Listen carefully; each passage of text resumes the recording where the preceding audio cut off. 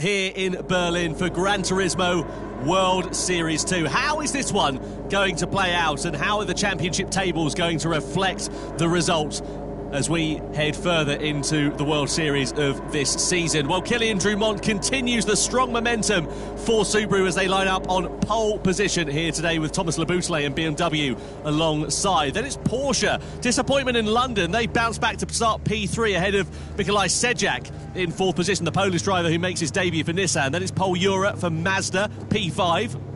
Valerio Gallo in the Honda NSX is sixth on the grid. Lucas Binelli lines up P7 for Mercedes AMG, and Alfa Lair with the Saudi Arabian driver for Toyota, P8. De Bruyne lines up P9, and then you've got Giorgio Mangino in 10th position for Lexus. João Jesus for Ferrari in 11th position, and Jay Murphy, the McLaren driver. A lot of support for him here tonight. And now, of course, our first look at the tyre strategies for the first time. Now, we can see the top two, Drumont and Leboutelet, they've started on the soft combative tyre, which to me indicates that they're going to try and make a break early. Well, yeah, I mean, we've seen the pace from Drumont in qualifying, and of course Leboutelet, both very quick over a single lap. Last thing they want to do is ruin the ability to run that pace by running in a pack. So, yeah, go with soft tyre. I'm surprised to see Sejak there running the hard tyre in P4. So he will be basically in the way of all the medium runners behind, but the longer he can keep them there, the better for his race. So definitely some strategy in those tyre calls already. Yeah, it seems like he's sort of trying to go ugly early, as it were. Get those hard tyres out the way as soon as he possibly can. Hold the pack up while they're all quite close behind and see whether he can use that to his advantage. Well, let's see what will happen. Who has called the strategy right? Who will be taking the checkered flag and those all-important 6 points? We're about to find out as Gran Turismo World Series 2 for the Manufacturers' Cup here in Berlin is underway. Drumont and Subaru lead them down towards the first corner, followed by Leboutelet and then Serrano and then Sejak in the Porsche and the Nissan respectively. Don't expect any dive bombs down into that first corner, but Serrano closing up. I say that, there are some dive bombs taking place as Jura is making hay whilst the sun shines. He's already on the attack against Sejak, but Sejak goes back through on Valerio Gallo as well as Jura, back up into fourth. So moves being made in the mid-pack there, and Sejak looking a little bit vulnerable as we expected on those hard tyres. Yeah, Sejak there showing Jura the outside of the circuit. Really hard defending early on, but you're seeing just the difference there, those hard tyres. They take a while to fire up. They're going to be cold right now. When they're cold, they have less grip. So right now, Jura, Benelli, Gallo all making advantage of the fact they have a softer compound, is up to temperature quicker, and they're just able to drive by him like he's standing still.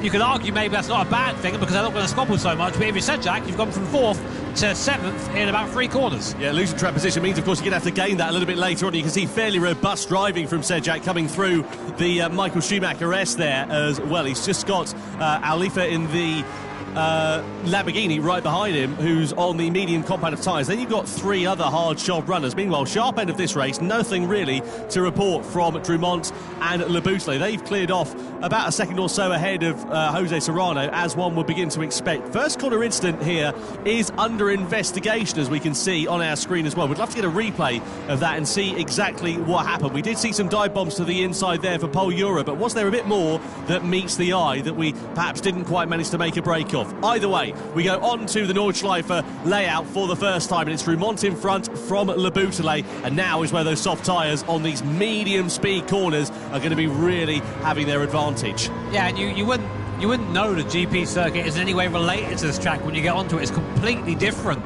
You go from long run-offs to barriers being far away, gravel traps, to basically if you make a mistake, you are in that barrier. And lots of curbs here, you have to memorise which ones you can and which ones you can't touch. It's a unique challenge just to get around here on your own, let alone when you're sharing the circuit with 11 other maniacs. So a lot of fun there. But speaking of maniacs, here's Valerio Gallo in the NSX. Very, very fast driver and trying to close the gap between himself and Jose Serrano. So Serrano is the leader of the medium runners. This is something you have to keep an eye on right now as we go to the front of the field. Drumont having to try and defend from Thomas Leboutelet, who's going to look maybe around the outside here. Not really a spot to get that done. But again, we're seeing the Achilles heel of that Subaru. The BMW able just to drive up to the back of it, but decides better of it as Thomas Leboutelet. He's going to stay in second place for now. Drumont a little bit deep, though, going into that right-hander. I wonder if that might have compromised him a little bit, but he's certainly feeling the pressure here of his compatriot.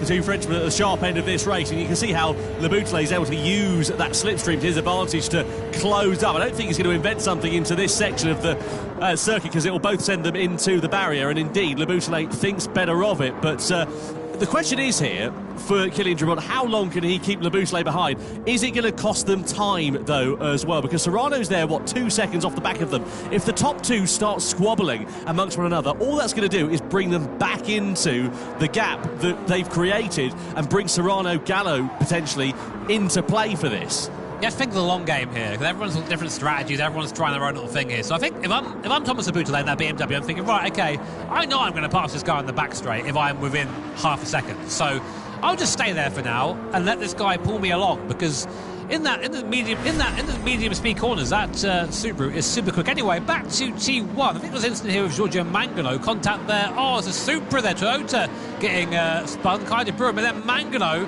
is spat out by João Jesus there. So I'm not quite sure. No further action from the stewards. I think that was just everyone tried to go for the same bit of tarmac there, didn't they? It's difficult, isn't it, when it concertinas up in corners like that, especially in the first corner, and you know it's not particularly wide part of the circuit. It really does bottleneck up, so I guess race direction just deeming it, first corner dramas, don't do it again. As long as that doesn't happen any further times, then it should be all right. So let's look at the drivers here who are on the hard compounds of tyres, the likes of Sejak, Jesus, De Bruyne and Murphy. How are they going to play this one? Because, of course, they're hemorrhaging time at the moment. They're sort of taking the pain early on, but in theory, the race will come back to them in the latter stages, depending on what strategies they go for. You can see that brought up on our screen at the moment. You can get 2 laps out of the soft tyres if you're particularly careful. But if you're the likes of Le Boutelet and Drumont, I mean, look, they've cleared off 3 seconds at the sharp end of this one. They're not hanging about here. They're not saving their tyres, are they? Yeah, but look at this as well. The difference here in speed up the hill. Just in that draft, I'm surprised Le Boutelet went for 6th gear there, maybe just to save that little bit of fuel. Fuel is also a concern around here, by the way. You have to make sure you're fueled up the right amount to get to the end. Sounds simple, but it's hard to do in practice when you're there driving these things around the ring. But yeah, as you say, Tom, it's just trying to make sure you don't fall too far back at this point. And it just, I get the impression that Le Boutelet is just kind of biding his time. You see the background there, Jose Serrano, that is the gap visually to third position and the start of those medium runners. So for the carousel for the first time, great bit of racetrack there. You really feel the car fighting for its life through there, and Gallo there leading the charge for 4th place onwards. But I say, if anything, falling back from Serrano a little bit. Yeah, it's going to be interesting to see how this one plays out, because I was mentioning about the hard shod runners, damage and limitation for them, but exactly the same story for the medium shod runners. You've got now 3 sort of sets of drivers, all in their own group, all running their own strategies, and this is what happens in the Manufacturers' Cup when you have races like this, is that, they're not necessarily the most action-packed ones in the first couple of laps, but towards the end, once all the strategies all work out, the fuel stops, the tyre saving and so on and so forth, once they've all taken place, you get a really exciting crescendo to this race. So the likes of Drumont and Le Boutelet, fine, the race is great for them in these early stages of it, but the latter stages, they're going to be taking that pain that the drivers on the medium and the hard runners are suffering from now, so they're going to be slower towards the end of the race, and the converse for those behind. Yeah, coming through the last third of the Nordschleife. Now, my favourite bit of racetrack, this. It's just so fast, so flowing. You have to really trust the car through here, especially through this section here. You come over the Flatsgarten jump, see it coming off the floor there, and then you're met immediately with the Stefan Beloff S coming up now, where the car just skips all over the place. You almost have to just trust in that mysterious aerodynamic thing that you can't see, but it is there, and then just thread the car through the curves. It's an exhilarating piece of racetrack, but it is very much one at a time through there, as Gallo has pulled away slightly from Pole Euro. Now, what I'm interested in seeing now is whether Drumont has managed to gap Le Boutelet, which he has a little bit, a second now. That is kind of getting out of draft range, so that might mean Le Boutelet won't be able to pass here going down towards T1. Yeah, let's see whether Le Boutelet can use the straight line speed to his advantage if he can close up, as you say, from that gap that has been created. What about Lucas Benelli, Mercedes AMG? Benelli, we can see him there, very interesting driving position that he has. He sort of sits quite close to the wheel, almost on it really, whereas you look at Paul Ura, much more relaxed in terms of his arm positioning there. And now Benelli has got the bit between his teeth because he's got the slipstream and he's got the straight line speed to take advantage of Paul Ura as we come down the Döttinger. Side by side we go between the Mazda and the Mercedes. It's going to be nice and easy for the Mercedes to go through. But what about, yeah, exactly that, what I was about to say, the Honda, because they're going to get boxed in here. Valerio Gallo loses one place, loses 2 places potentially, because Paul Ura is now side by side with Gallo as they come up and over the rise. It's always a bit tense and a bit sketchy coming through here 2 by 2, but Gallo just decides to not fight it too hard as the top 2 at the sharp end of this one come into the pit lane at the end of the first lap off the soft tyres. Now, which way are they going to go in terms of their strategy?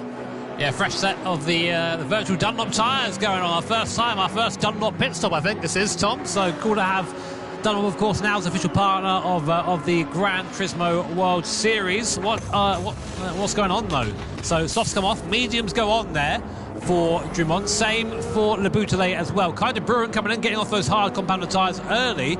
Only doing 1 lap on those. So I guess going for 3 on the medium then, or 4 on the medium, it must be. It's going to be an interesting one to see how that works out. You know, medium tyres, they're okay, but, you know, in terms of their longevity, certainly not as good as the hard tyres. The converse is the hard tyres are a few seconds a lap slower than the medium. So I guess he's just trying to take the pain for that and get off it. You can see there he's a full-time automotive engineering student, is Kai de Bruyne, so he's well-versed in sort of adapting to changes on the fly. And let's see whether that's one that will pay off for the Dutchman, who, of course, as we know, is still seeking his first podium in the Gran Turismo World Series. Meanwhile, sharp end of this race is now occupied by Jose Serrano, who's in the lead. Lucas Benelli, who, of course, we saw getting ahead of Ura and Gallo down the Döttinger at the end of the last lap, now sits in second in the Mercedes AMG. Ura's into third. Gallo's here just keeping a watching brief in 4th place. It's interesting as well, looking at the likes of Drummond and Le Boutelet, because they went from the soft to the medium tyres. I mean, Le Boutelet, he has to follow what Drummond's doing if he doesn't want to lose track position. That's the problem with being second on the road. You've kind of got to follow the strategy and then work it out later on. Yeah, I mean, that's not always a bad thing, though, because I think if the positions were reversed, you'd just see the same sort of thing. You would see the Le Boutelet leading from Drummond. It would just be a waiting game. And sometimes it is that. I mean, it's a high-speed game of chess. I say that a lot in these broadcasts, because it is. These guys are at the level now where strategy often decides the race. The actual driving performance is so close, so we'll keep an eye on those and keep you informed. Benelli's struggling there for the first part of the Hudson Back complex, just trying to get the car turned in. Of course, that AMG front engine, so prone to sometimes a little bit of understeer. Looks like it's really struggling with the front end through there, but able to keep the pace for now. Meanwhile, looking down the field, Sejak on the hard compounded tyre is ahead of Giorgio Mangano, who started on the medium. So Sejak having a very good race at the moment, despite starting on that slower tyre. Yeah, we know that Mangano, of course, was caught in some bother, don't we, down at that first corner, which kind of started the Lexus drivers' race off on the back foot. They've, bear in mind, they're reigning champions. Lexus have had a dog's day so far of 2025. It's not been brilliant. Pointless in London and now down in 7th place for this. They'll be really hoping for fortune to favour them in the second half of this race and also in the second half of the Gran Turismo World Series for 2025 as well. Benelli, a little bit wide there, just going through that right-hander. Might allow Ura and Gallo to close up just a touch. It's, again, very much one at a time through this part of the lap, but you wonder whether Benelli's just starting to push a little bit harder, maybe just making a couple of mistakes and allowing a bit of a sniff of an opportunity here for Ura and Gallo possibly to see where Benelli is a little bit weaker, maybe on the exits of the corners or the entries to the corners, wherever it may be, and use that to their advantage to try and create an overtaking opportunity. Yeah, I get the impression Benelli actually is maybe holding these guys up a little bit at the moment. We'll see, though. He needs to try and bridge that gap, because we know Paul Ura will go for a move. We know Gallo will go for a move if he sees one there, so always one to watch out for. So Serrano it is that leads 2.5 seconds to the sharp end of this race. He's still got the 3 hard shot runners of Sejak, Jesus and Murphy, the 3 newcomers, 3 out of 4 newcomers who are racing at this one. I have to say, Nafir Al-Falia, the Saudi Arabian driver making his debut in this event, is doing a great job of things in the Lamborghini, currently sitting in P5. Meanwhile, this is Mangano returning the favour on Sejak, just coming through that left-hander. Yeah, I think it's okay on there from Sejak, just basically saying, yeah, go on, mate, off you go, don't worry about it, pull me along. And yeah, there they are. Jesus Sierra as well, of course, right behind I said, Jack, man, that's that 458. I haven't heard a V8 Ferrari like that for a while. Sounds great, that thing, doesn't it? Yeah, well, you would say that you've just gone and bought one. And it's not a 458, but a Ferrari V8. All right. No, it's a cracking sounding car. Rest of 9,000 RPM out of the box, that car. It's the last naturally aspirated V8 Ferrari ever made, and probably likely to have ever been made as well, with Jesus behind the wheel, piloting it in 8th position. Meanwhile, second, third and fourth still running nose to tail with one another. Benelli ahead of Jura, ahead of Valerio Gallo as they come over the rise. So all pretty steady the sharp end of this one, but Serrano doing a good job of having built a gap actually to the trio of drivers. I say fairly steady because Jura is now on the attack against Benelli as they go side by side, and the door is going to open here for Gallo. There's a bit of contact in the mid part of that right-hander there as Benelli just sort of almost they merged into one. The upshot is the Brazilian driver drops 2 places. Yeah, I mean, I saw that coming. I think now these guys have been waiting to sort of be released from Benelli, and I think we're probably going to see Benelli fall to the back of these guys now. He has a good effort having the Mercedes up there, but he hasn't quite had the same level of precision and pace as these guys early on. So keep an eye on Paul Euro, keep an eye on Valerio Gallo to go through the carousel for the second time. Still more than half of this race left, so a lot can happen at this point. A lot of pit stops still to come as well. Big question really is whether a lot of these medium runners are they going to box at the end of this lap. Yeah, it's interesting looking at the sector times. They all look pretty good out there. I mean, they're not going to be as quick. As Drumont is a little bit deep there with Laboutelet all over his rear wing, and I just wonder whether Drumont's mistake is just going to give the opportunity here for Laboutelet to try and attack, and is he going to use that to his advantage? Where are they up the road to Murphy? About 1.3 seconds away from the Irish driver, so that could come into play here as well, because Murphy's on a slower compound of tyre and could be a bit of a cork in the bottle. It might favour Laboutelet, it might favour Drumont, depending on how it works out, really. Let's have a look at what happened, meanwhile, with Benelli. So you've got Jura here on the outside. We're at a flat-out part of this circuit, and then Gallo is going to get a bit of a biff. Does a very good job to keep it on the straight and narrow. The upshot is, though, as we said, Benelli losing 2 places. It was fine. I think it was fine. It's just hard racing, you know. They both came out okay, and I think that, yeah, no further action from my point of view anyway. But I'm not a steward as much as I try to be. Drumont on the inside there of Jay Murphy, and now this is important here for Thomas Laboutelet as well. He needs to get ahead of the Irish driver in that McLaren as soon as he possibly can, because all the time he's stuck behind him, he's losing track position, losing time that he's then going to have to gain back up later on in the race. And is Murphy going to have anything to do with defending it? He is. He sort of parks the car on the apex there, denies an opportunity for Laboutelet. So this is music to the ears of Kylian Drumont. Side by side they go. Laboutelet's got the inside line and surely will now finally take the position, but you know, he's lost about a second or so in relation to his compatriots. Yeah, that is going to be huge for the BMW's race there, because now they've lost that slipstream, they've lost that toe, and will he be able to get it back again? We know that Laboutelet has pace in that BMW, but has he got enough to claw back the gap to Kylian Drumont? This is the best pace for him down the straight here. That BMW does have legs, the Subaru does not. So let's see. But Drumont already now coming up to the back of the guys who haven't pitted so far. Oh, Benelli back past Gallo. Yep, so Benelli on the attack against Valerio Gallo, coming down the Dostinger Her then. So the 2 medium shod runners still squabbling for position. The Mercedes is ahead for now, but what about Gallo in that Honda NSX? He's going to try and retaliate at the end as we come through the fast left hand, and we've already seen side-by-side action between these two. It just about stayed clean last time. This time, Benelli is able to hold firm ahead of the Italian as Serrano then comes into the pits from the lead of the race. Are the other medium shod runners all coming in? Looks like they are, aside from Valerio Gallo. He's decided to go for another lap. Yeah, interestingly, I think that this is where the strategies are going to start to diverge. And it's like Knife Alfala doing the same thing as well. Also going for the... So this is interesting, actually, because we were talking about this to Mikael Hizau yesterday, who is very much involved as part of balancing the performance of these cars, and he was saying that the mid-engined rear-wheel drive cars, i.e. the Honda NSX, the Lamborghini, etc., they're a bit easier on their tyres compared to the front-engine cars, like the Mercedes, like the BMW, for example, so, like the Lexus. So maybe they're using that mid-engine layout, and they've just got a bit more tyre life in their pocket compared to their competitors, and that's what is giving them the comfort to carry on. Yeah, but the downside to running those mid-engine cars is they're a bit nicer on turn and they rotate better, but of course that means they're a bit more sketchy. They tend to wear the rears a bit quicker as well. So Gallo might be leading right now, but he's going to have a car that's going to be handling. It's going to be pretty tricky getting this thing around at pace on on these worn medium tyres. But Gallo, we know he's a very quick, very capable driver, our 2021 Nations Cup champion, of course. But as you say, yet to taste success in the Manufacturers' Cup.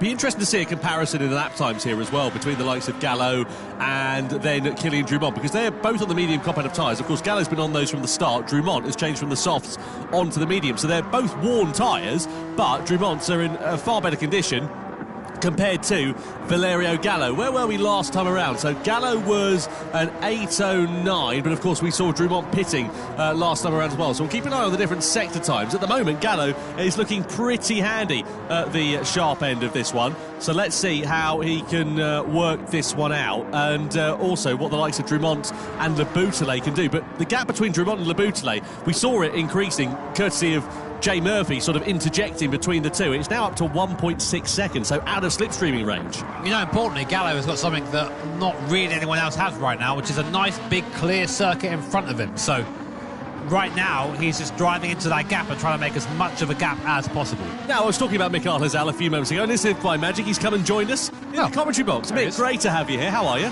Hey, good, and you guys? Very good. All the better for having you here. This is going to be, I think, the thinking driver's race, this one, isn't it? There's a lot of different strategies going on in terms of tyres and in terms of fuel. How do you see this one working out? Who, in your opinion, having watched it from, you know, the sidelines at the moment, is in a prime position? So, like, you already talked about the tyre wear before, like the different strategies where some of the other drivers already went into the pits at the end of lap 2. Personally, when I saw that, I was already quite surprised to see them coming in so early, because normally you would try to use the softer tyre compound as long and as much as possible. So I'm kind of scared of their second lap on the soft tyre compound, so you might see some drama towards the end of the race. So this is for the drivers that pitted and they're on the medium tyres at the moment. They're going to do 2 laps on the hards. Let's have a look here. This is what cost Le Bouteille ultimately against Jay Murphy. You know, Murphy doing his own race, entitled to be in that position, but Le Bouteille, of course, has now hemorrhaged time to Drumont, and you know that's a big gap that he's now going to make. Yeah, but I think in those moments, like, if you're Jay Murphy, you know you're going to get passed by that guy. There's no point fighting, and you both cost each other time at that point. So I mean, as you say, definitely his own race, but he just cost himself time in the end. But I mean, Mick, of course, you've driven here tons of times. Virtually, you know these cars inside out. What would you say is the key factor to getting around here quickly and in one piece? I mean, all these different guys have different machinery as well. So, I think the biggest factor for this track is confidence. If you don't have the confidence to use the curves or like to know your car well around the circuit, then you're automatically going to end up losing a lot of time here. And we are already talking about the longest circuit in the world. So obviously there are a few cars on the track which are like easy to drive compared to a few other cars here, such as the Honda and the Ferrari, in my opinion, are a bit harder to drive than some of the other FR cars out there.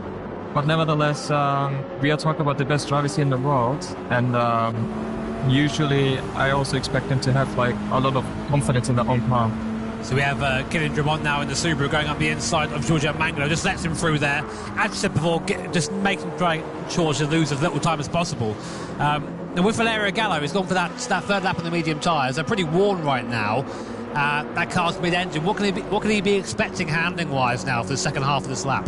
I think he should be still fine towards the end of the lap, because I expect him to do either 1 lap on a hard tire and then to finish off the race on 2 laps on softs, because normally the lighter your car is, it's also going to be more gentle on your tires, and I think that's the objective of Valerio here. Well, we're talking about the difference between the medium tyres and, you know, who's on worn tyres and who's on less worn tyres. Drumont, of course, changed over from the softs at the start of this one over to the medium tyres. He's now, of course, driving like he's left the gas on here, really, isn't he? Because he's, up into 3rd place, ahead of Giorgio Mangano. And, again, that gap between himself and Thomas Le Bouteille, I mean, it's not really increased. It's still about 1.5 seconds, relatively speaking.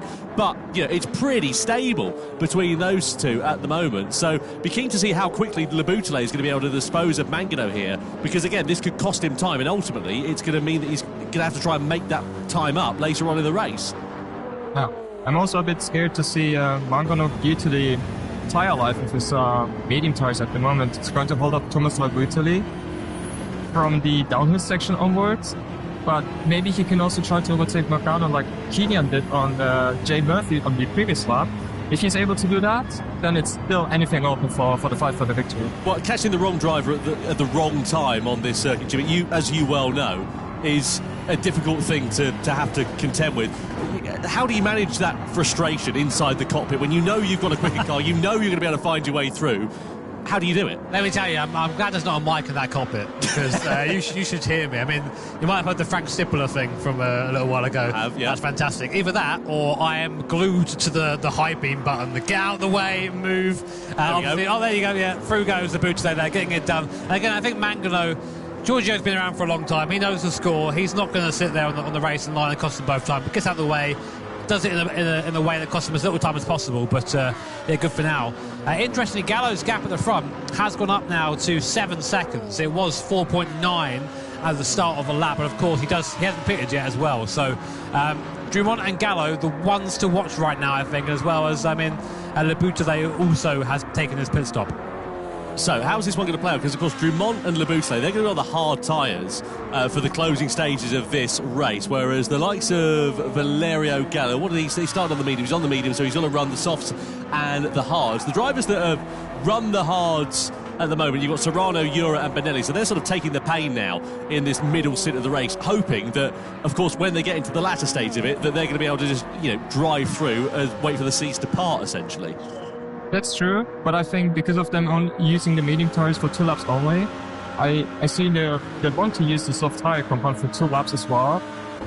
I'm just a little bit scared to see that the end of the second lap is going to be so, I don't want to say bad, but really, really slow for them, so that they can even see the finish line in the end. So. Oh, look at the closing speed here for Le Butterley on Alflia, then going through on the Dottinger up into third place then for Thomas Le Butterley. So those are your 2 effective race leaders here, Drummond and Le Butterley at the moment, though they're in second and third on the road. Of course, Gallo, as we know, still has a pit stop. He makes that pit stop now. Goes from the medium tyres. Which way is he going to go in terms of this one? Surely it'll be hard tyres for a middle stint and then soft tyres towards the end, or are they going to ignore that strategy and just do something completely different? Let's see how it is going to work out. Either way, Gallo has gone a lap longer than some of his other competitors, and it seems to have made it work okay so far, and he actually goes for the soft tyres, so he's going to have the hard tyres at the end of that one. Is that the way you'd have gone, Mick? Wait, I'm just realising, Kilian and Thomas started the race on soft tyres, right? Yeah. So did they only do 2 laps on mediums?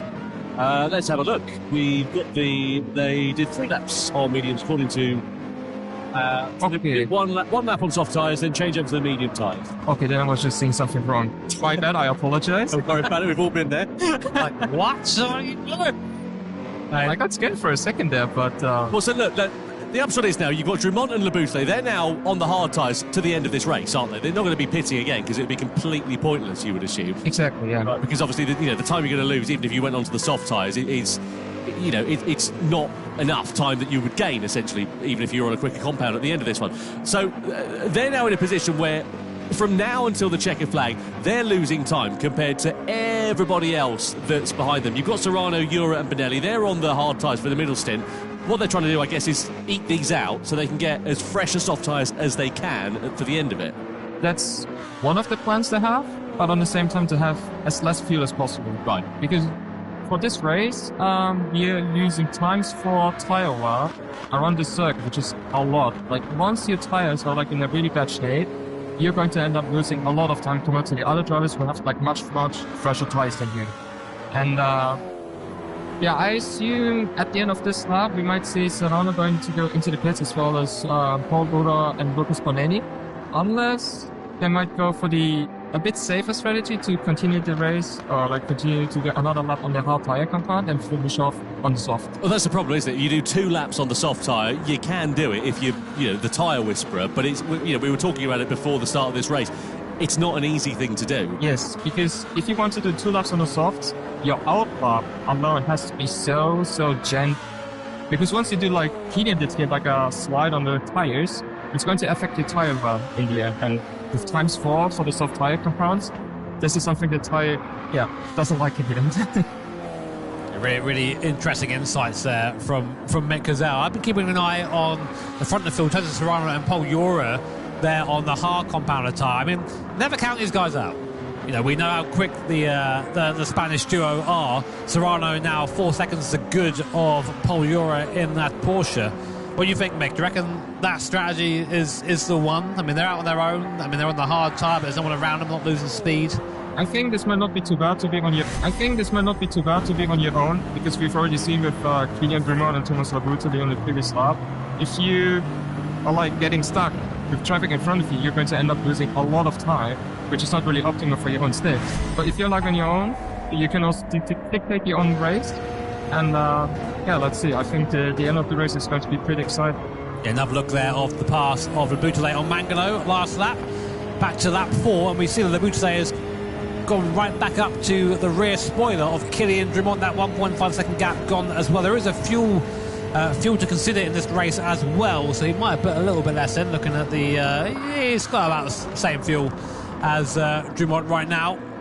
So very, very close. And that's really basically happened because Jay Murphy went onto on the medium compounder tyre and overtook them both and then put them back together again. Yeah, it's interesting how it sort of caused this bottleneck effect now really here with Jay Murphy, again, being the cork in the bottle. We saw that with Labouteli in the opening stages of this race, and he sort of ended up back in exactly the same position here with Alifa, Drummond and Labouteli right on his rear wing, and let's see whether it's going to cost them time. I mean, Alifa here, again, he's not in a race with effectively what is the top two, and all the while they're stuck behind him. They're just hemorrhaging time corner by corner. They need to try and find their way through sooner rather than later.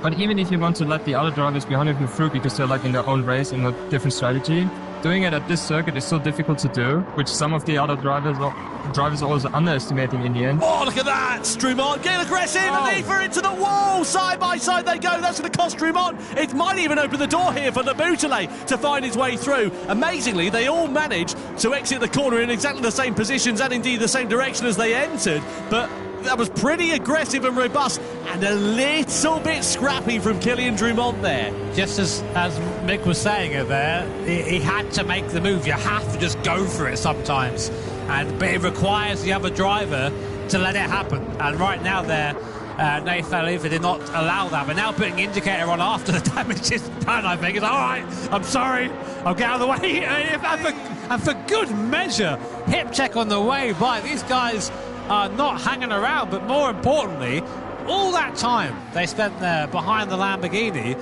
has meant they've all lost time to the field. So what was a strong start for both Drummond and Labouteli might change now. Now, if you're Labouteli, do you go for the pass here? You've got the opportunity to do so. You're into the toe.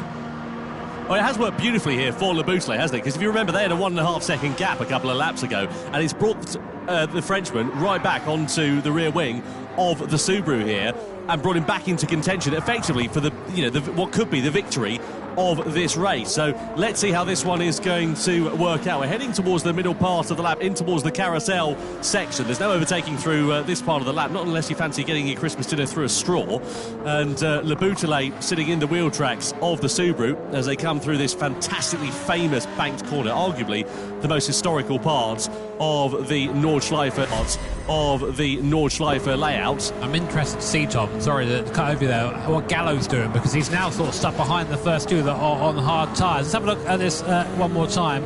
Yeah, slowest part of the circuit there, and there's just no gap for error. As soon as there's contact, you find yourself just going straight towards the barrier. Drummond there thinking, oops, probably shouldn't have done that.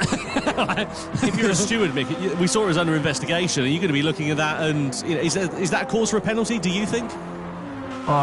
Personally, I'm not a person who wants to decide like those kind of incidents here. But if I want to make those kind of moves, I would be a bit smarter in the end. Because for sure, you don't want to end up losing a lot of time due to the driver in front of you having worse tires than you.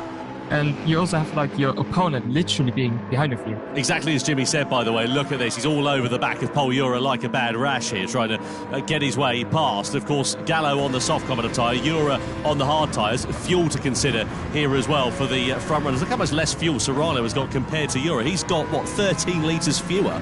Yeah, but this is a nightmare for Gallo because he spent the entirety of the last half of the lap here stuck behind a car on hard tyres. He's just basically wasting that soft tyre life.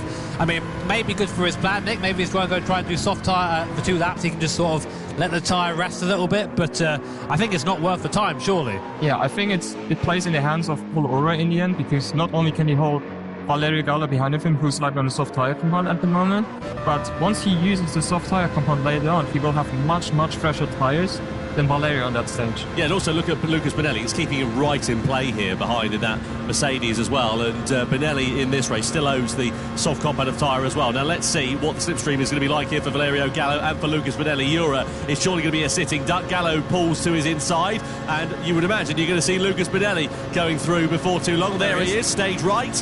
And Jura losing 2 places down the Dottinger. So now you've got a Honda and an AMG in front of a Mazda for 2nd and 3rd at this stage of the race. Now let's see what Gallo can do in the closing stages of this one, as Serrano does finally pit from the race lead. He had no choice, he's got no fuel left. Yeah, he had to box there. Here comes the Bouteille on. Look at that speed difference there on the Subaru, like it's standing still. There goes the Team BMW and Thomas Bouteille up into what will be, we think, the overall lead, but we don't know. Right now it's for 10th on circuit, everyone's pitting in, so it'll all shake out once it's done. Oh, a little bit of a sideways moment there. You can see Thomas now really trying to get the hammer down. So Jura then comes into the box, as well as De Bruyne. Serrano's in there as well, and we're going to see a smorgasbord of drivers, I'm sure, going on to the soft compound of tyres for the closing stages of this one, which is, as we know, going to handicap those who are in front. And we've got, 2 laps now remaining, and in 2 laps on any normal circuit, not that long of a time. 2 laps, though, at the Nürburgring 24-hour layout, you've got time to make it work. Speaking of which, because I had another look on the tyre history in terms of the strategy, and it is true. Thomas Bouteille and Kylian Drumont used the medium tyres for 2 laps only, and not 3. There we go. So I have no idea why they think that 3 laps on the hard tyres is the best strategy. But there you go, guys. We will see that in the end. Because I would like to see myself getting wrong here. The person behind balancing the cars does not know what's happening. he's got no idea. But I did notice, though, the tyre wear of Valerio Gallo. Those rear tyres looking very sorry for themselves already, and he's not even onto the Nordschleife yet. So if Valerio can keep us together, it's going to be an amazing effort. But I do think that I think being stuck behind the slower cars, pushing a bit too hard in that first lap might have cost him. We'll see, though. We stay with Bouteille and Drumont. These guys have been glued together all race. Good news, though, for Bouteille is he's got a 12-second gap in front of him. So he can just drive now into that gap. But, of course, one eye in the mirror from this man at Subaru. I mean, Mick, you know the Subaru pretty well. How do you describe the characteristics of that car?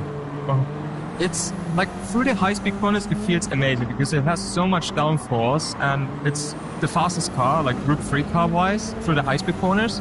But like here, you can see the way how Kylian uses the gear for the exit of the corners. Like, you have this car, like if you want to drive the gears quite well, you have to use like way higher gear in order to use the turbo boost already before exiting out of the corner. So because of that, it's really tricky to extract the most performance out of the gear set. But if somebody can do it, it's Kylian. So what we now need to look at in this race, you've got Bouteille in 5th, Drumont in 6th position, but the gap between Serrano, Jura, etc., all behind. So the gap is 6.8 seconds. Keep an eye on that over the remaining 2 laps now of this race, because that is the effective battle for the race lead. From 1st to 4th, they owe another pit stop, and once they come into the pits, the lost time means that they're going to drop back into the mid-pack. Where that is remains to be seen, but for the overall victory of this race, you've got 2 hard job runners of Bouteille and Drumont, and then you've got a plethora of soft runners all behind who are going to be, I'm sure, nipping at their heels.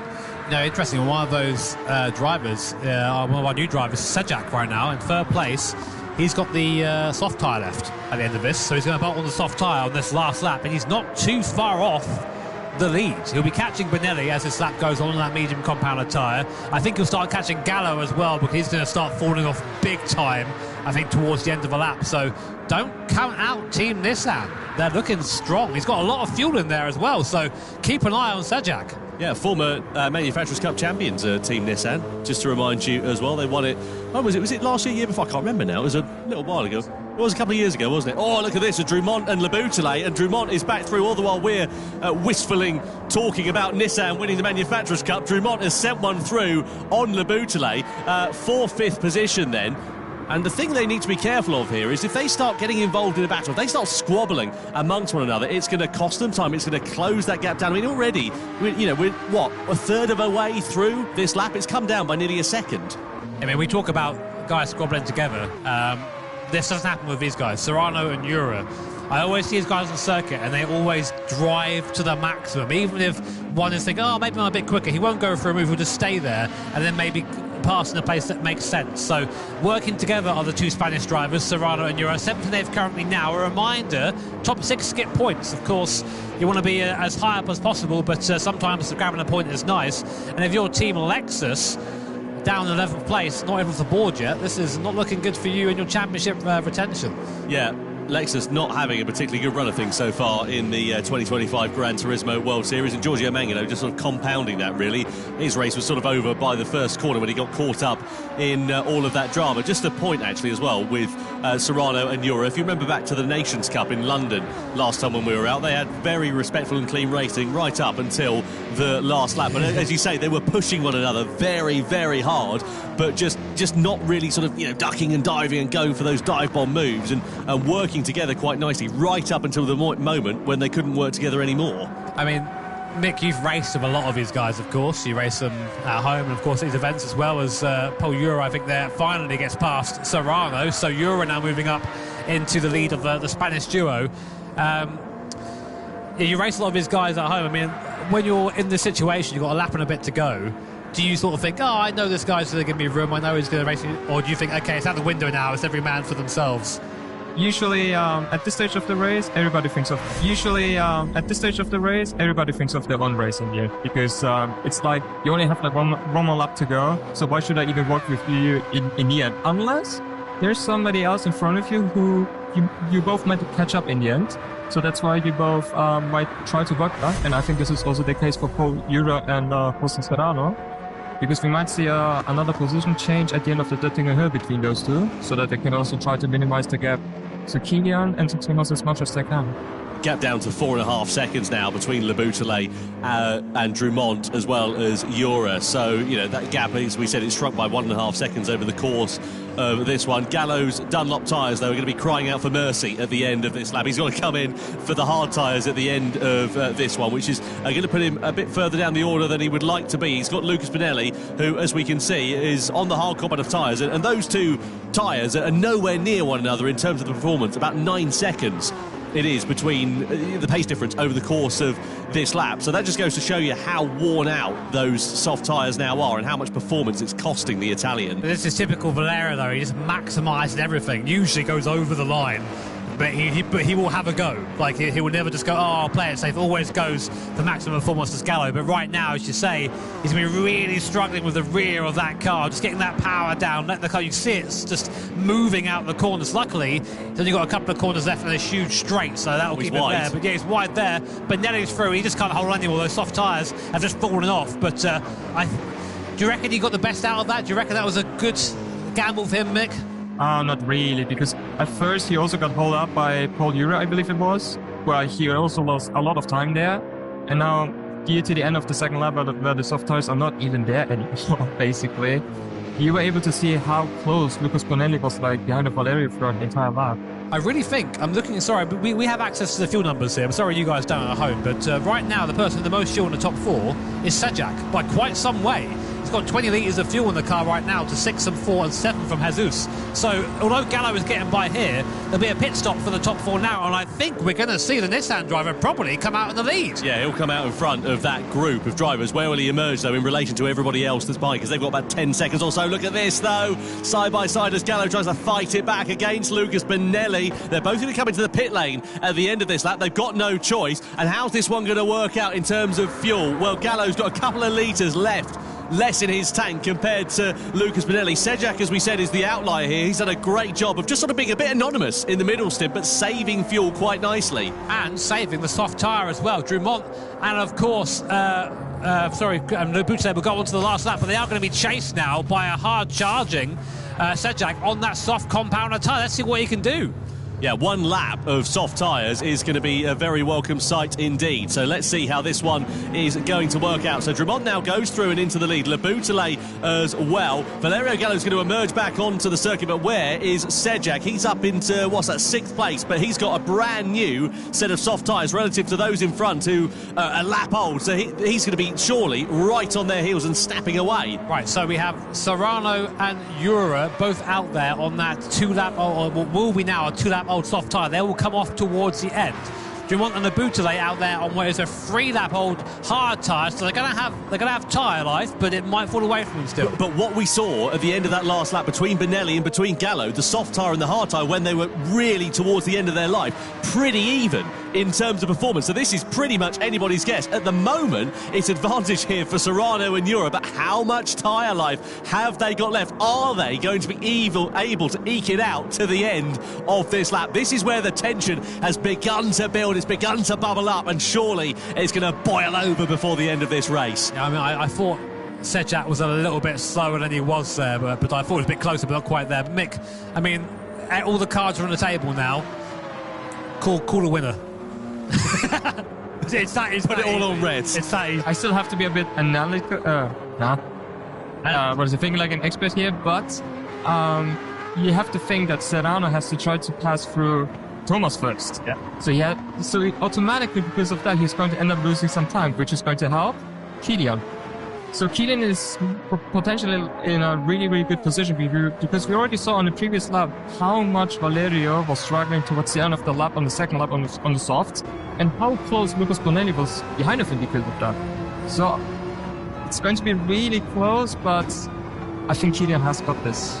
There you go. Well, Mick, mate, it's been a pleasure. Thank you so much for joining us. You're welcome. Great to get your actual expert analysis up and us just guessing the entire time. A man who knows what he's talking about for once in the commentaries. Mick Azal joins us here. Thank you very much to him. So we are now on the final lap of action here at the Nürburgring 24-hour layout, and it is Kilian Drummond ahead of Thomas Le Boutelet. Both those drivers on the hard compound of tyre. 2 seconds the gap between themselves and Jose Serrano, with Pol Ura just a few tenths of a second down the road. I have to say, Jimmy, I think Sejak's race depends on how quickly he can dispose of Kai de Bruyne in 5th. Yeah, I got to say, I thought it was a bit further along the road than he was there, so I got a little bit too excited for that one, I think. But the 2 guys at the front are going to be running the slowest, well, for a little bit anyway. You know, we've said about this soft tyre doesn't like going a second lap, but Serrano, Ura and Kai de Bruyne, who's in 5th place right now, 6th place, Sejak's by. Sejak's got by Kai de Bruyne, so Nissan now up into 5th position. And next car on the road after the battle for 3rd position. So let's see. We'll keep an eye on that as the sun starts to go down here at the Nürburgring. Yeah, well, 5 seconds a gap, you know, you'd say that, well, that's not enough time to catch up. 5 seconds a gap, you know, you'd say that, well, that's not enough time to catch up. But this is the, you know, the final lap. This is the Nordschleife. But 5 seconds, it's not that difficult to sort of close that gap down over a lap as long as this one. Let's see the move then for the Polish driver in the Nissan against the Dutchman in the Toyota. He's going to switch it back to the inside. That is beautifully smooth there. De Bruyne just gives him racing room on the inside, and smooth and sweet as you like for Mikolaj Sejak as he elevates himself up into 5th place as he chases a podium down for Nissan here. That was lovely. Lovely move. You just carry the speed there and just up the inside of the armband. Nothing they can do by the time they see you. Move done. So, the Boutelet falling off the back of Kilian Drummond, of course. At the moment, that will be 6 points for Team Subaru, 5 for Team BMW. Keep their dream alive, but that would be a double win if Kilian Drummond can keep this going for now. Behind them, Serrano and Ura, the Spanish duo, both on the soft compounder tyre, but they're on lap 2 of that soft compounder tyre, which means to about now it's going to be feeling pretty second-hand. But then behind them, to keep things even more interesting, is Sejak in the Nissan there on brand new softs and driving fast right now. Yeah, just looking at the sector times, it's pretty even between the 2 hard and the 2 soft runners at the sharp end of this one. 46 6s and 7s. Mikolaj Sejak on the new soft tyres, 45.8. That's in sector 8 on this lap. That's the most recent one that the drivers have gone through, just to give you an idea. So he's, you know, nearly 6 or 7 tenths of a second quicker. He's decreased the gap down to nearly 3 seconds. He is going to be all over their rear wings to the end of this one.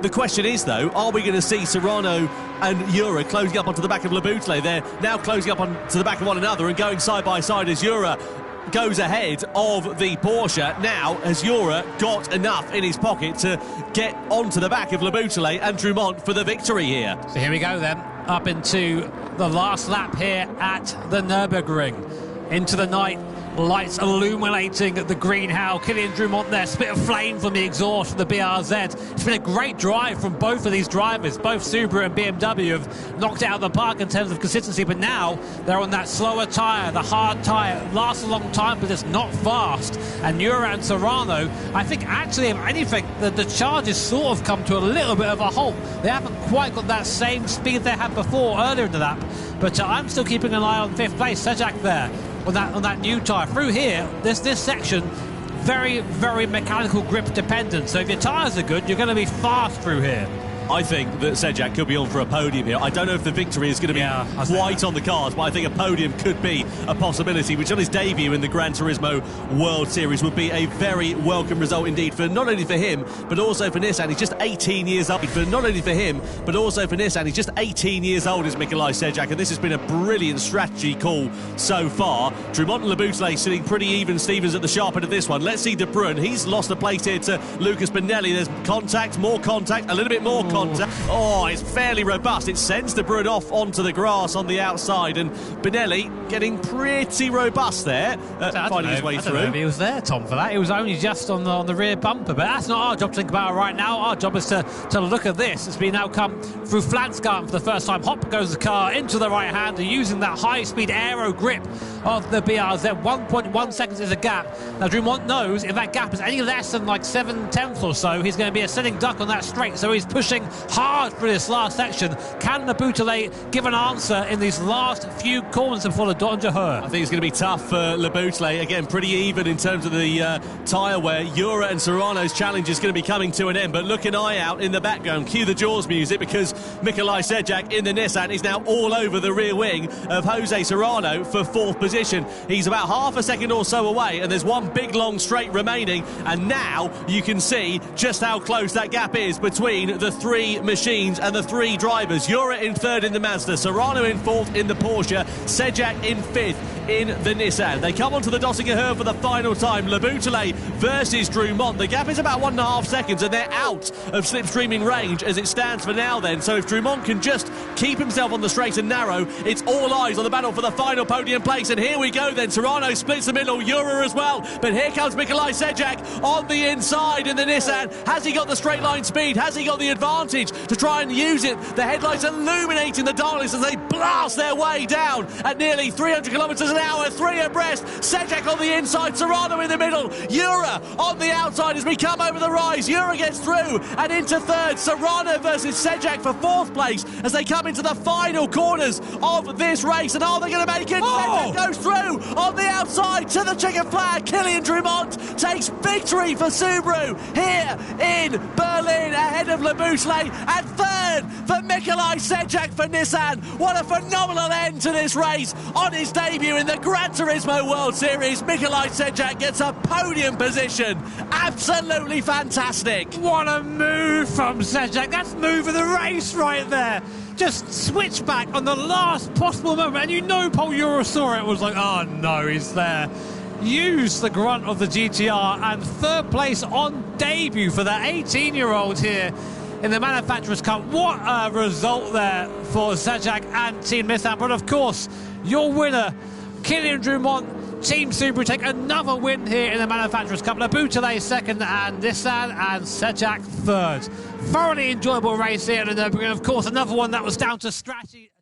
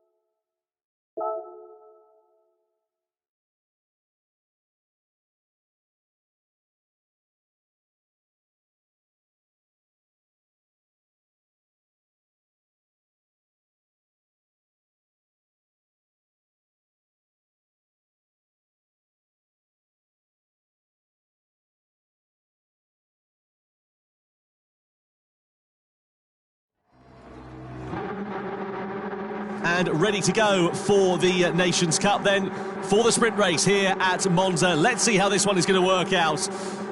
Porsche 962 Group C machines at a no chicane layout. It is going to be absolutely frantic down towards that first braking zone. Sasaki begins this one on pole position with Thomas Laboutelet alongside on the front row of the grid. Row 2 is headed by Kylian Drumont, and he will be joined by Adriano Carrazza, who we know is not afraid of getting his elbows out. Pol Ura heads the third row for Spain with his compatriot Jose Serrano. Those two, you can't seem to separate them pretty much everywhere they go. Kai de Bruyne is next up on the grid in P7 with Takuma Miyazono, the four-time champion for company alongside. Then Angel Inestrosa, tricky qualifying for the Chilean driver. He will have Samuel Cardinal alongside him. The final row of the grid is comprised of Valerio Gallo. His lap time was disallowed in qualifying. Guy Barbara, the only driver who was worse off, courtesy of that spin on his one and only flying lap. So 12 laps, and they're going to tick off pretty quickly here, I reckon. Yeah, very fast laps around here. Lots of slipstreaming action to come. So it isn't just about pure performance. It's about strategy and positioning your car in the right place at the right time. Almost, you kind of don't want to be Sasaki because you're right at the front of the field. You're giving the toe to everyone else. And I pretty much guarantee that he will not be leading the race going down into the first chicane. But Guy Barbara there getting ready. He's got a lot of work to do, Guy Barbara, after that spin in qualifying. But we know he's quick. We know he's punchy.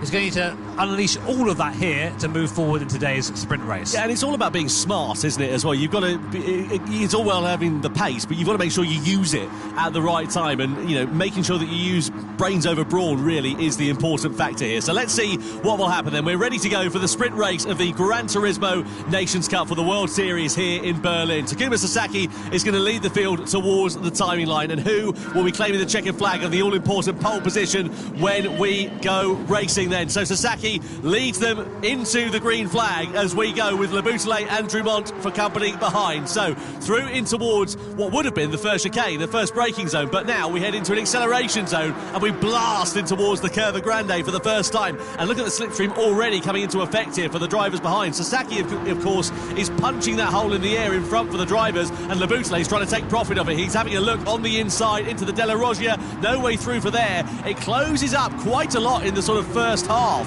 of that, but nobody making a dive bomb to the inside. Yeah, a couple of position changes, but not many. Gallo up to P10, Kai de Bruyne up to P6. Drumont now, as you watch him go through the Lesmos.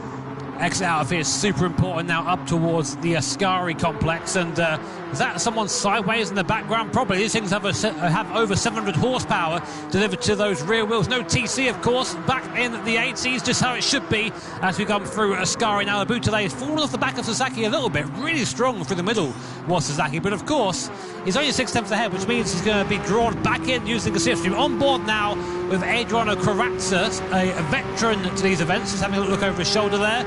Will he go for a move here? Drumont, will he stay where he is? Stays there for now. I mean, long race this, so a lot of time to make his moves. Sort of ends up being a bit of a slipstreaming train, this, doesn't it, here, really? And it's a case of who's going to be able to take advantage of it. There's a big sottish curb there on the outside. You can see Adriano Carrazza, most experienced driver, also the oldest driver in the Gran Turismo World Series, and we mean that to no discredit to him at all. 36 years of age, and hopefully he'll be able to use that wise head of his to good use. Let's see what happens as we come down towards the first corner for the first time at racing speed. Well, Pol Ura is taking advantage. We're 3 abreast in the background there as well. Ura and Carrazza side by side through the Curva Grande. Carrazza's going to have the inside line here, and it might open the door here for Kai de Bruyne, who sends it to the inside into the Della Roggia. Can he get 2 for the price of 1? He can. Kai de Bruyne, you buy 1 there and you get 1 free, but he's on the outside. He's onto the curb, onto the rough stuff. Ura's there still, ready to pick his pocket, but nothing doing there for him. Kai de Bruyne muscles his way up and into 4th place. What a bit of opportunistic driving there from Kai de Bruyne. 2nd to 4th in 1 move. Fantastic. We're used to seeing stuff like this from him. He's not afraid to make the big move, is Kai de Bruyne. But now, of course, having had that little squabble, that's let that top 3 move away slightly. So now maybe they need to think about working together a little bit to reel them back in again. Jose Serrano, your winner last time out in London, in P7 right now, dropping a place from his starting position and maybe just not quite looking as aggressive as he needs to be so far. Maybe just thinking about things. Now he's looking for a move on Carrazza. They're going to be side by side down to the Parabolica. Serrano later on the brakes, up into P6 he goes. Carrazza there tries at the cutback, runs into the back of Serrano. Luckily, no spin there.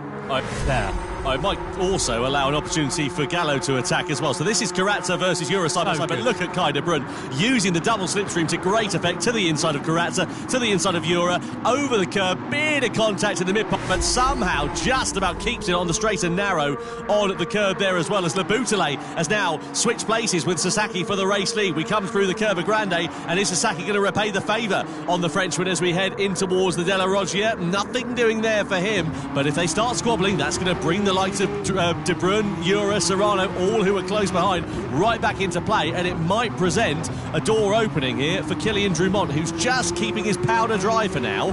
Thing is, it is super tempting to make that move back again. You think, yeah, you know what, I've just been overtaken. How dare they? I'm going to take that place back and get my position back. But you do that, you end up having this little fight, unnecessary fight, and you're not on the racing line. You're not taking the best line around the circuit. It means people behind you gain and people in front of you pull away. So it's just to think about your moves sometimes. Go there, clocking the fastest lap. Here is the overtake. Not too dramatic, just using the slipstream. Through goes Lebutele.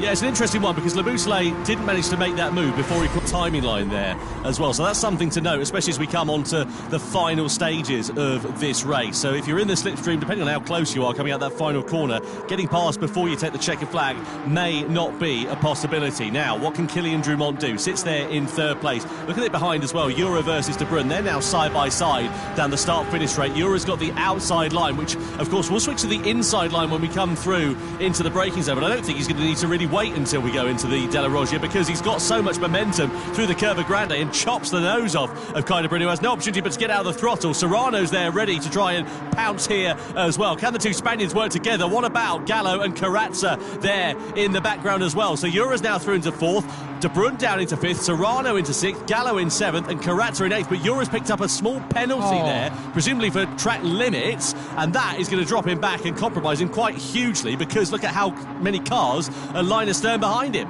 Yes, it's a 1 second penalty, and the way that's applied, when you get to the penalty line, the car basically goes full on the brakes. The car goes so people behind you don't go flying into the back of you, because that would be a bit problematic. But it's more than a second, especially around here when it's such a high-speed course. I mean, here we go.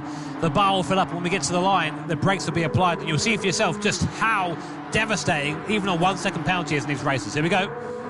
Yep, so moves off the racing line there, does Paul Jura, and the rest of the field are just going to come streaming through, and his heart is going to drop to his boots, unfortunately, and his position will as well. Down to ninth place there for Paul Jura. Sasaki back in front of Lebutele, meanwhile, at the sharp end of this one.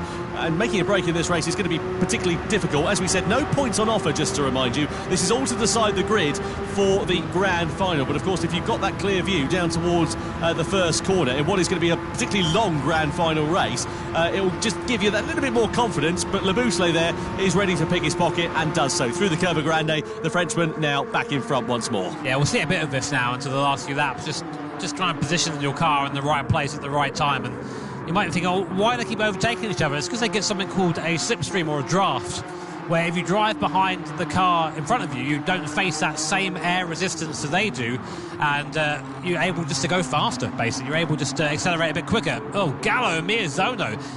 We've not mentioned Miyazono at all in this race, have we? Miyazono started in P8, up to P7 now, and slowly starting to make his way through the grid, but yeah, a little bit anonymous in this one to come with Miyazono. A bit anonymous so far in the Nations Cup at all, really. He's only had 1 point after, of course, only one round in the championship, but yeah, it hasn't particularly been anything to write home about. I mean that with the grace of respect, given the performances that we've seen from him, especially in the Manufacturers' Cup over the years as well, and also here in the Nations Cup as well. So let's hope that this is the weekend where we start seeing Takuma Miyazono's real pace shining through. He's now side by side here with Adriano Karatsa. He's got the overspeed, he's got the inside line, and he's back through and into sixth place with a lovely move on the brakes there. Yeah, decisive on the brakes there, but again, you have to think maybe slowing up the cars behind him. The gap between him and Serrano, 1.3 seconds, that's outside the drafting range, and he has 3 cars behind him. Karatsa, Jura and Gallo, all incredibly fast people, just all thinking that I need to be first, I need to be leading this train.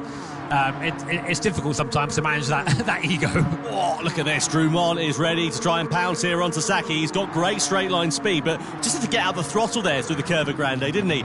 just trying to find his way through on the outside. The problem is, of course, that corner then becomes a bit of a tighter radius, and you can't make it through with the same amount of speed that you would have been carrying would you have been on the normal racing line. The upshot is that Drumont not able to make an overtaking attempt. Serrano's got a 1 second penalty there as well. That'll be down to track limits, so Serrano is going to face the same bother as his compatriot, who's managed to recover to 6th place after dropping down to 9th for the same discretion earlier on. Now, I've noticed Kai de Bruyn's got a really, really effective line through the chicane, through that De La Rosa chicane there, just because he seems to know exactly where the track limits are. Serrano tried to follow him, slightly outside of that, bam.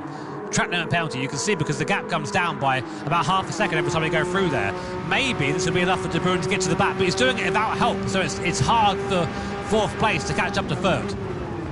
On board here then with Drumont, on the brakes we go in towards the Parabolica. Serrano then serves that penalty, drops 1 place behind Pole Euro, but that's actually pretty good damage limitation given that penalty.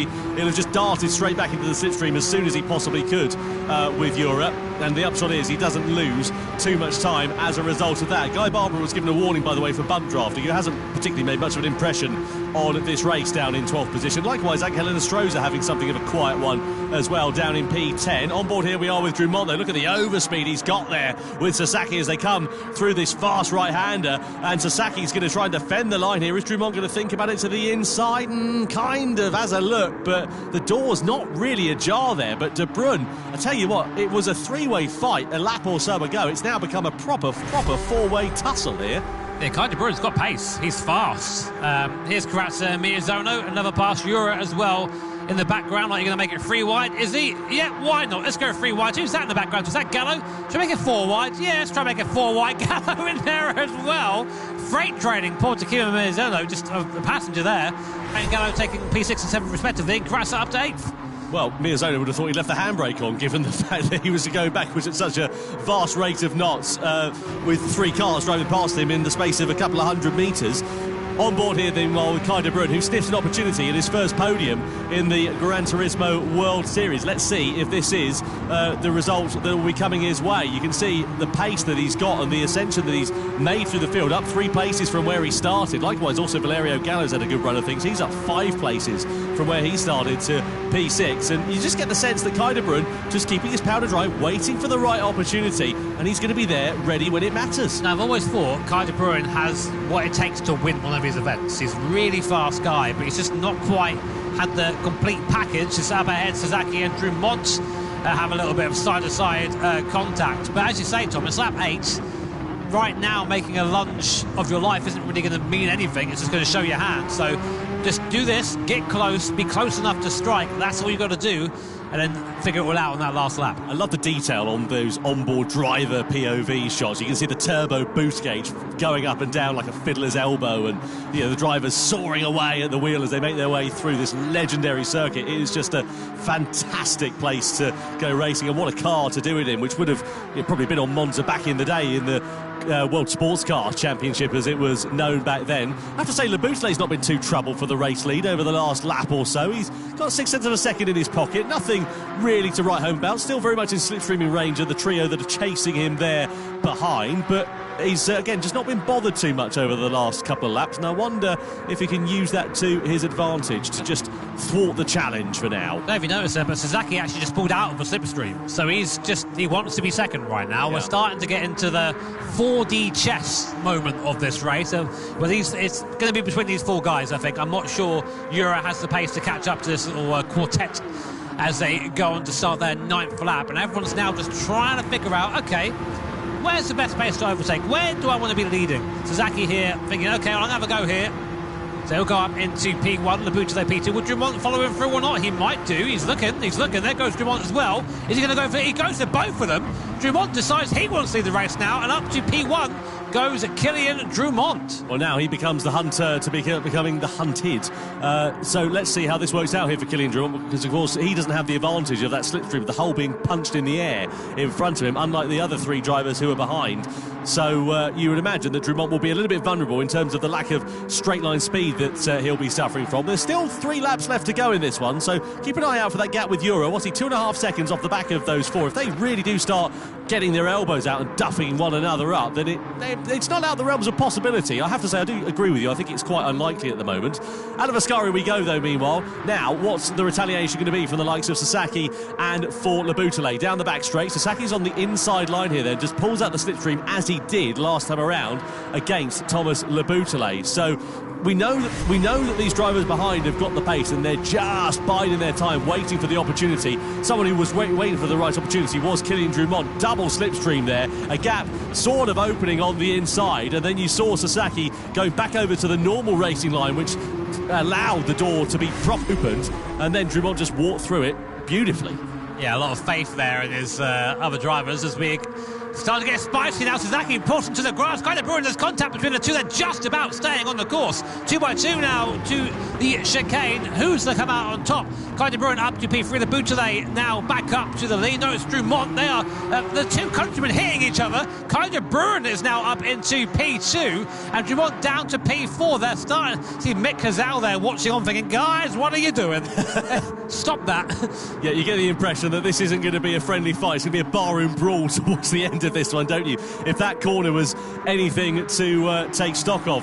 Takumi Miyazono's just lost another place, by the way. He's down into 9th position. Again, just not a particularly brilliant race there for him. And Gallo's charge looks to have stalled in 6th position as well. He's about half a second off the back of Pole Euro. This, of course, counts for the grid position for the grand final, just to remind you. Now, on board then with Kylian Drummond, part of the team that made up the Nations Cup Championship winning outfit for Subaru back in 2022 and held in very high esteem within the Gran Turismo circles, bounced onto the scene in 2022, and ever since then he has never looked back. But through the final corner of Ascari, or Alboreto as it's now known, with Kylian Drummond here, and what can he do? We begin lap 11 out of 12, so 2 more to go then here for this one. And last time around through the Curva Grande is where we started seeing drivers pushing the limits, getting their elbows out, as De Bruyne now hits the front. He's used that slipstream, used the inside line, and he's taken the race lead away. Leading for the first time now is Kai De Bruyne, but for how much longer? Sasaki back through there. I thought there was contact between the two. That would have been a huge crash if there were.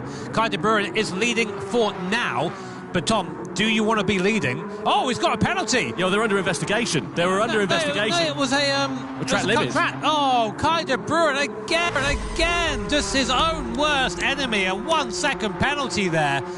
Let's have a look at the overtaking that he did to get into lead in the first place. To me, this is fine until then. A little bit of contact between the two, and Laboutelet and Drummond had a little bit of contact as well. Well, I don't really want to watch this right now. I want to watch the what's happening at the front of the field. It's going to be into here, isn't it? Yeah, he just biffs into the back of Laboutelet, which sends him into the side of Drummond. Can't do much there. If they're stopping on the apex and you're there, there's not much you can really do, I don't think. But a 1 second penalty is going to completely ruin his race. What a shame. That could have been a win for him. Well, let's see how it works out. So he drops then down into 4th place. His only hope now is that those top 3 will still squabble. I mean, he's still in slipstreaming range. He's not out of the realms of possibility of this one. Can Kai De Bruyne have a fight back here on this final lap? So we come to start it then at Monza. It's Sasaki, Laboutelet and Drummond trailing off the back by 0.6 of a second. Is the luckless Kai De Bruyne. And keep an eye out for Jura and Gallo, who looks set to start squabbling in behind. Here comes Laboutelet on Sasaki, down the start-finish straight into the Curva Grande. Drummond makes it 3 abreast. On the outside is Drummond. In the middle is Laboutelet. On the inside here is Sasaki, who ducks out of it. He decides to let the two Frenchmen start battling amongst one another, and will wait for the opportunity to come his way. Into the De La Roggia chicane. Drummond's got the inside line. Laboutelet's on the outside. Park's still on the apex. Nothing doing there for Sasaki because there's no opportunity to use any extra momentum that he had. And the upshot is, coming through to the Lesmos, it's Drummond who's got the advantage, and De Bruyne is right back in the picture in 4th as well. Yeah, French roadblock there. You can't help but think that might not have been a little bit coordinated by the guys in the blue Porsche 962, just making sure no one else can attack. But Drummond leads now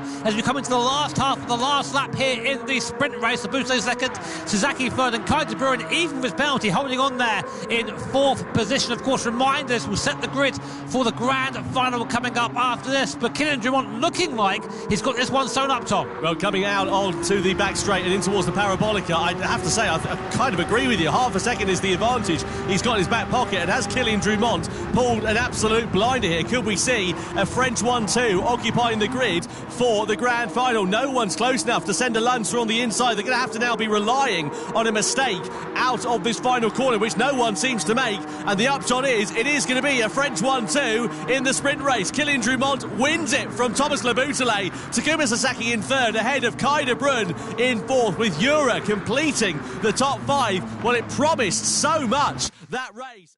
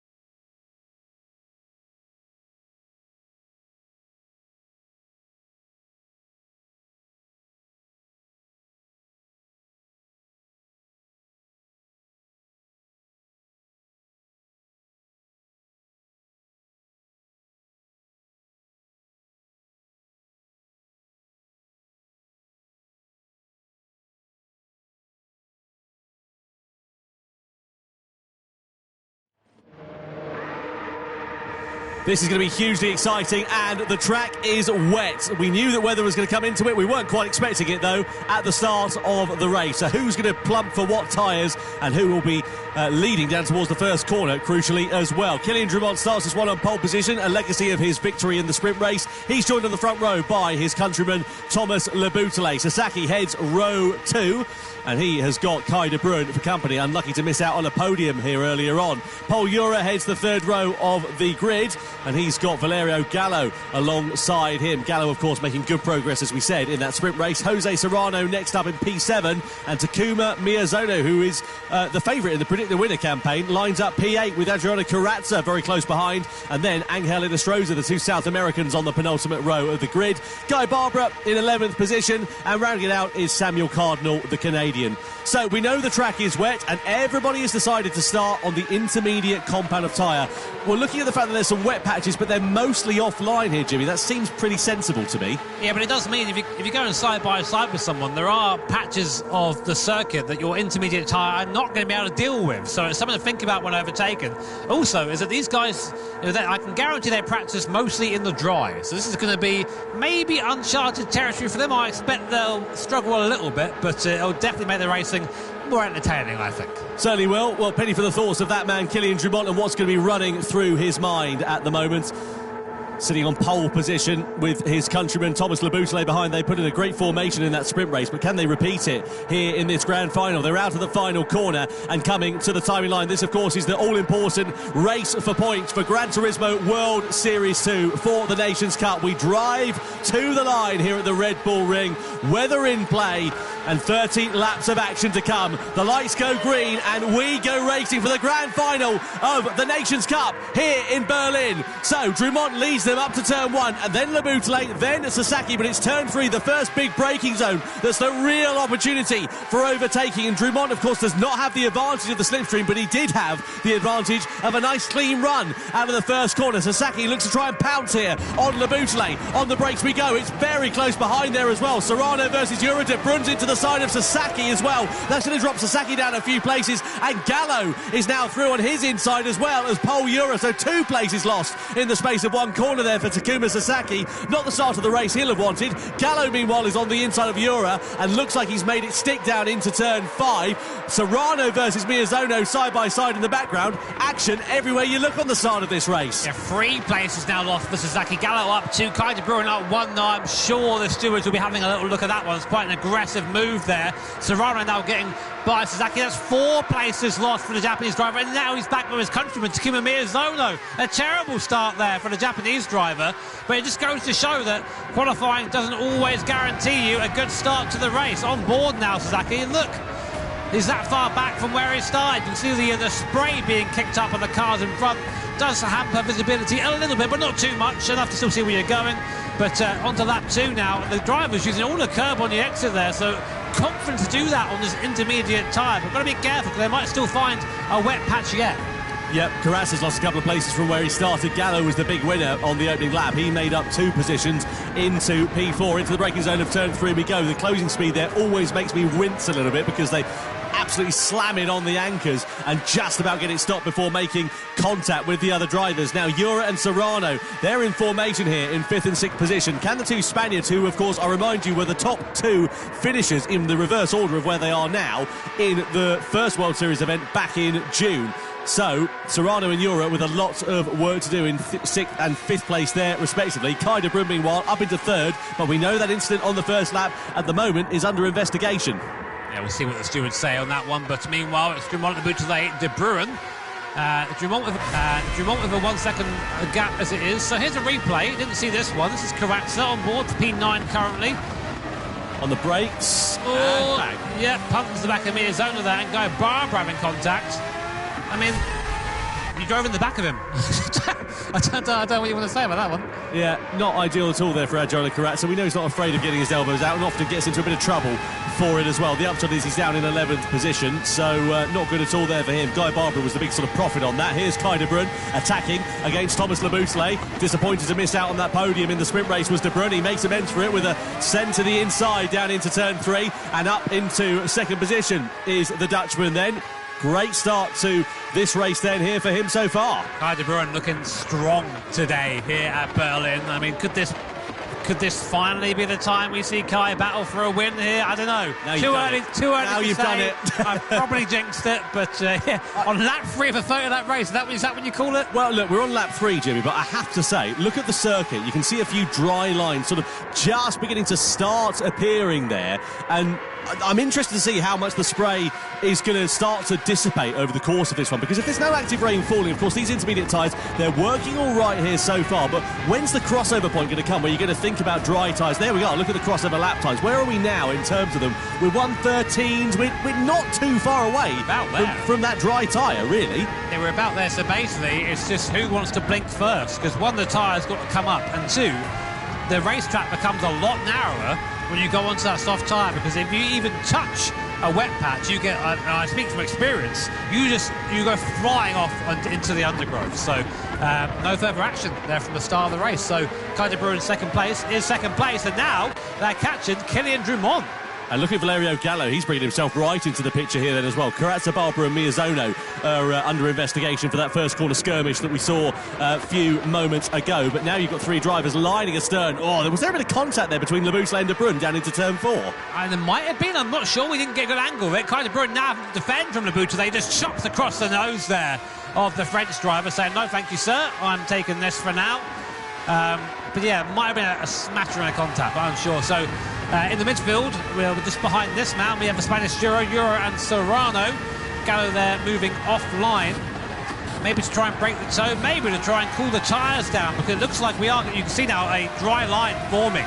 So we are getting to the point now, I think, where they'll be starting to consider the idea of the soft compounder tyre. I wonder who's going to blink first. Well, that's all well and good, but look at the clouds overhead. I mean, some of them are looking still pretty dark in the distance there, aren't they? Oh, De Bruyne's wide out of turn 1, isn't he, here? That's going to put Labuschagne right on his rear wing and also allow an opportunity for Valerio Gallo as we come into turn 3. So into the braking zone we go. Labuschagne's got the inside line. Gallo's got the momentum, but no room to use it. Oh, and a biff into the back there as Jura, sort of half-season opportunity, but makes a bit of a meal of his braking and has to back out of it and just allow Gallo an opportunity to hold on to that 4th place. Yeah, a bit clumsy by Jura there, just sort of running into the back of Gallo. I mean, there's nowhere to go there, run into the back of him. So I don't think there'll be a penalty or anything, but just maybe a little warning from the stewards saying, come on, keep it clean. We've got a long race to go, yeah, boys, so don't be shunting each other on lap 5.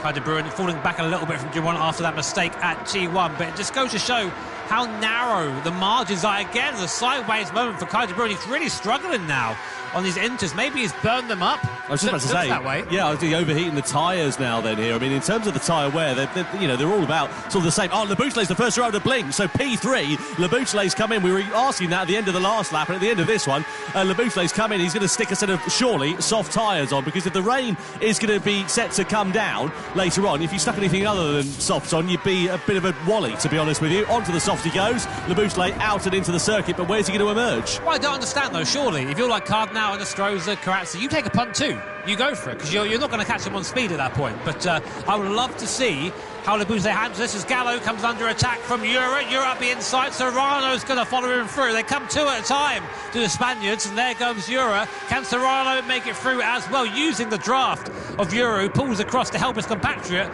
That's teamwork there. These guys are working together. I love that. And Sasaki's there sort of lurking in the background here, isn't he, after the challenging starts that the Japanese driver has had to this race. I really am not sure what's going on with Takuma Miyazono at the moment, by the way. We're used to seeing him up the sharp end pretty consistently throughout this one. And, normally we see him doing a bit of a different strategy, so it would be a bit all over the place. But, here in these conditions, you have no choice but to be on the tyres that you're on, really. He's not made much of an impression at all here tonight. No, not really. Just maybe not gelling. He's been very busy. He's driving real life now in the NLS and Nürburgring Langstrecke Series. And might I say, by the way, fastest Sector 2 by Thomas Labuschagne.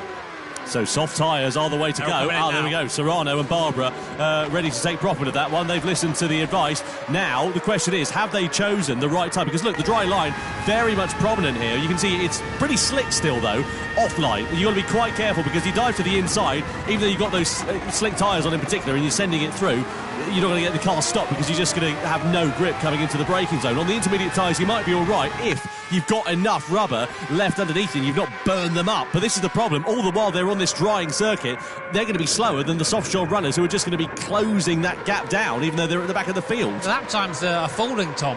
14, 15 second, 1:15 some people there, from the 1:13 from earlier on. These intermediate tyres are just falling apart. They've got to get onto a soft tyre.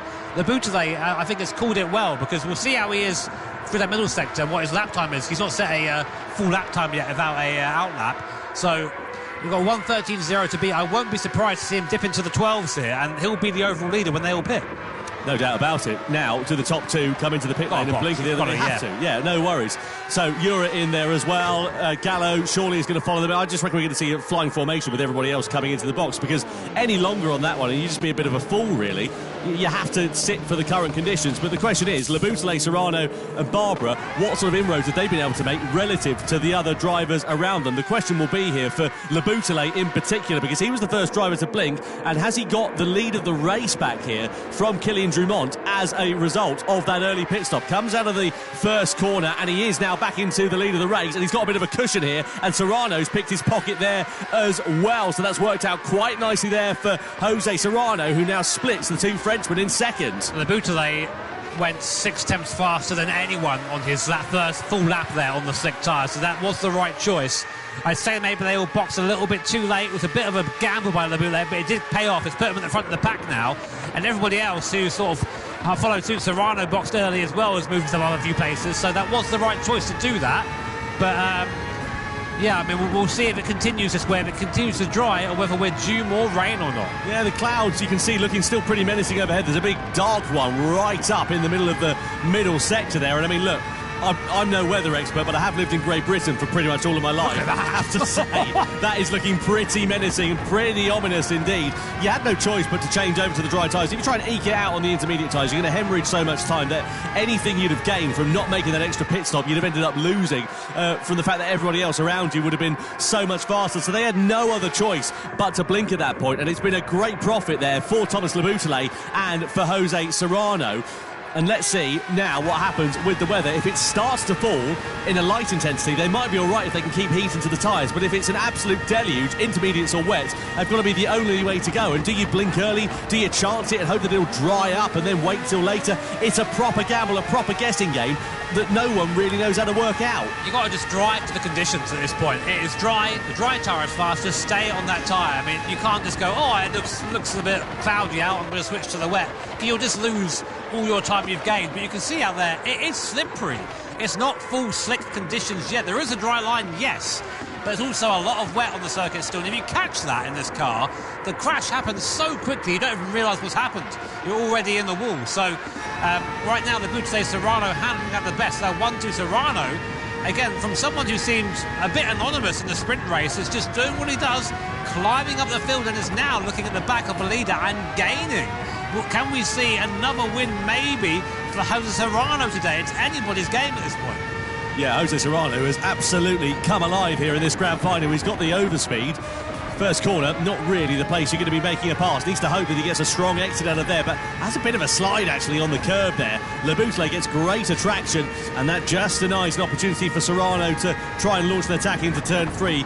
No dive bombs into there, not at this stage of the race. We're only 1/3 through out of the race distance, but look at how dark that cloud is looking overhead. Look at how ominous it is here at the Red Bull Ring.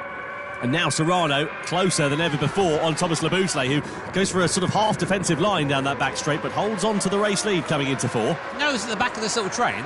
It's Guy Barbaro. He's managed to bring himself back up from pretty much the back of the grid up to P7 now, only a couple of seconds off the lead. I mean, it is the back of his train, but he's there. If there's a mistake, he will be there to capitalise. So good performance so far from the Australian driver. Again, we see this every time. He makes a mistake, comes back through, and then finishes pretty high, but could have done better if he qualified well. It's just, he needs to get that qualifying sorted, I think. Yeah, that was his Achilles heel, you know. He sort of put him on the back foot courtesy of the fact that he started right down the field in the sprint race. Look at the live points rankings. If it landed as it was now, it would be great for Jose Serrano, because he would have a bit of a comfortable cushion going into the penultimate round of the Gran Turismo World Series in Los Angeles in November. But there's plenty of time between now and when the checkered flag will fly here in this race. On board we are here with Kai de Bruyne, ever the opportunist, ever chasing his first podium in the GT World Series. Into turn 3 we go. And such is the legacy of the race that we've had here for this one, that we haven't really had any breakaway battles, no divergence on soft, medium or hard compounds or strategies. That's why we're on lap 11, and you've got, what, 6 or 7 drivers all separated by a second or so effectively out on track. Yeah, I mean, it is that close right now, and it will continue to be that close until the checkered flag falls, I imagine, as we keep watching Jose Serrano. The thing is, if you make a move, you just open yourself up to attack from somewhere else, so you really have to make sure you are 100% sure you want to do that. You've got to be decisive. Gallo right now, they're looking onto the wet line. I always get a bit scared when they do that, but yeah, they managed to seem to make the tyre work even whilst dousing it in water. So Here we are then. Look, the top 6, that's 6 drivers there in that frame. They're there.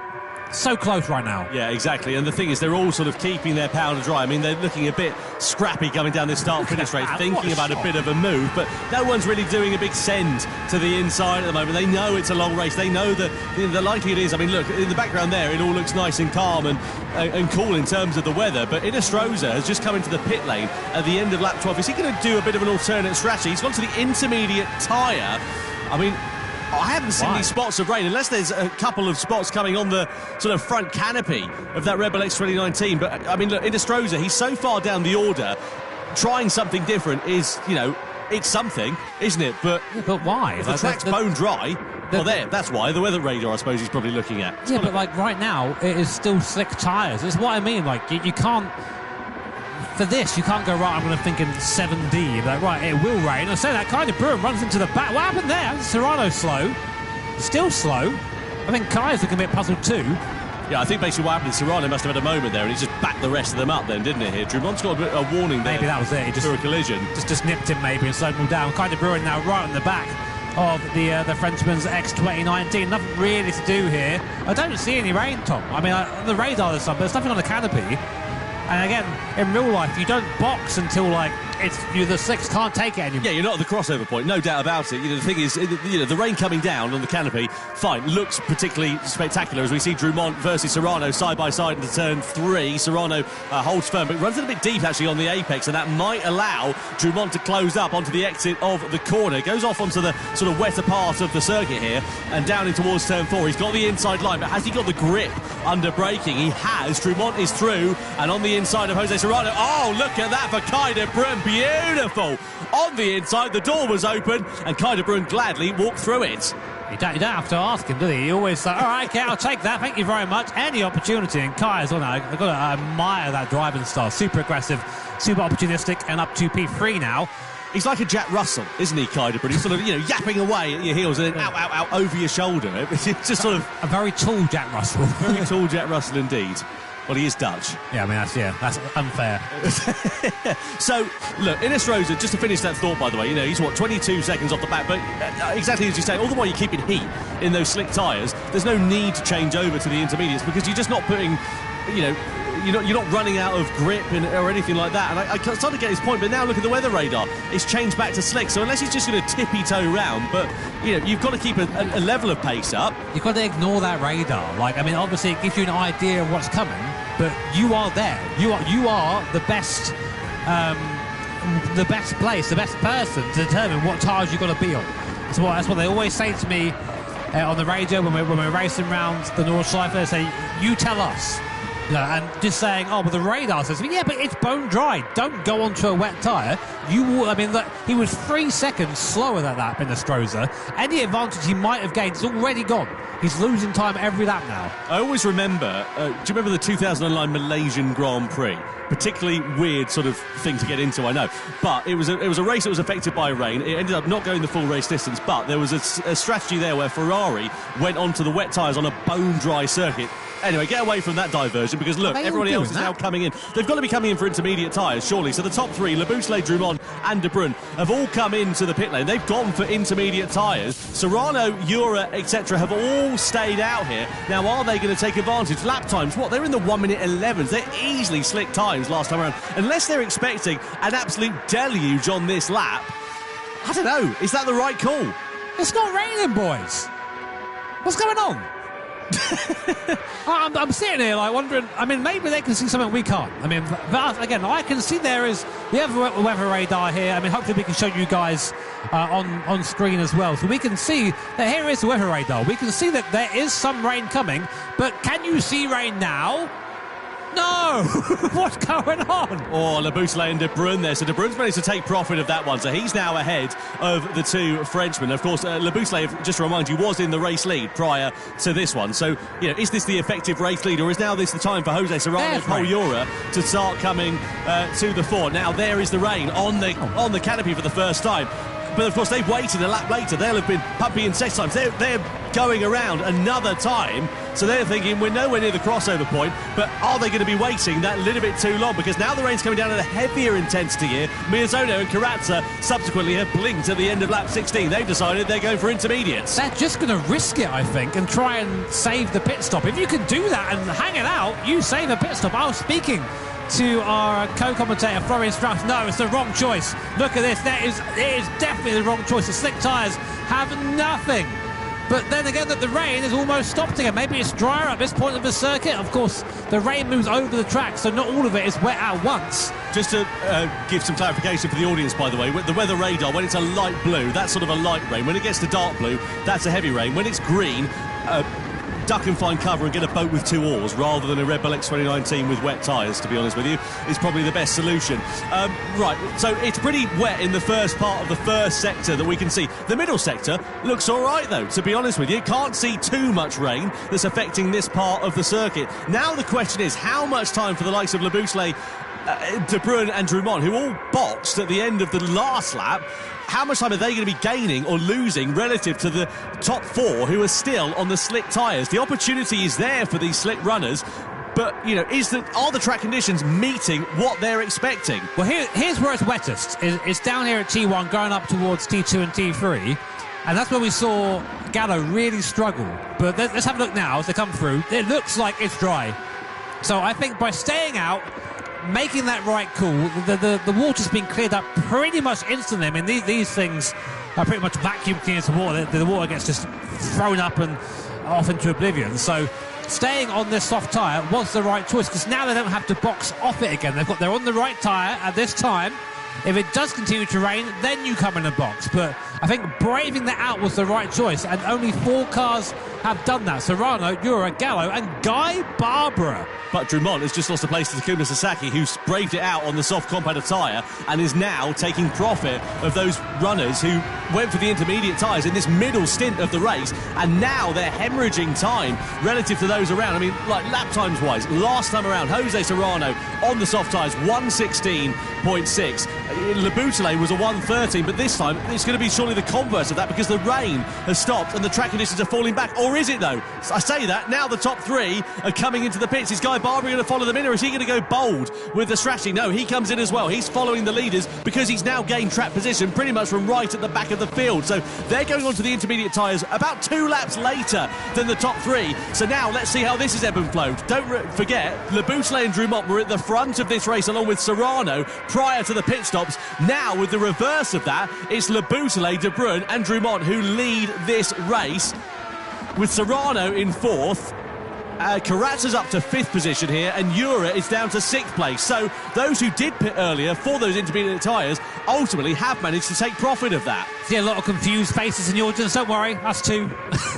We're trying to work it out as we go at the moment. But what I would love to see now is that weather radar, because guess what?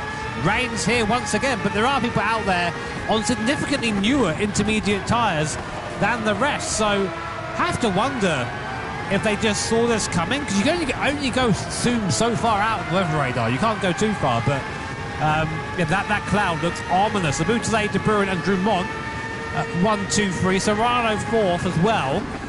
Really, and that pack who stayed out, who braved it, actually lost out, which I don't see how that makes sense. My brain can't get around that. So I kind of get what you're saying, but yeah, look, it's difficult, isn't it? I mean, look at the sky. It's like a British summer's day, this. It's dark on one part of it, and look at the rain now. It's coming down in a very heavy intensity, heavier than we've seen it over the course of this one. Now, the question is, how long are these intermediate tyres going to hold up? And those who pitted earlier on, of course, their intermediate tyres are going to be a lot more worn than those who pitted 2 laps later, because the track wasn't wet enough at the time. They were burning up, they were overheating those intermediate tyres. So if you're on the inters now, fine, have you got the grip underneath you because you might have burnt those tyres out a bit sooner, or are you going to still have the grip underneath you because the rain might be falling heavier? And of course, bear in mind, the way that intermediate tyres wear is you basically burn the tread away.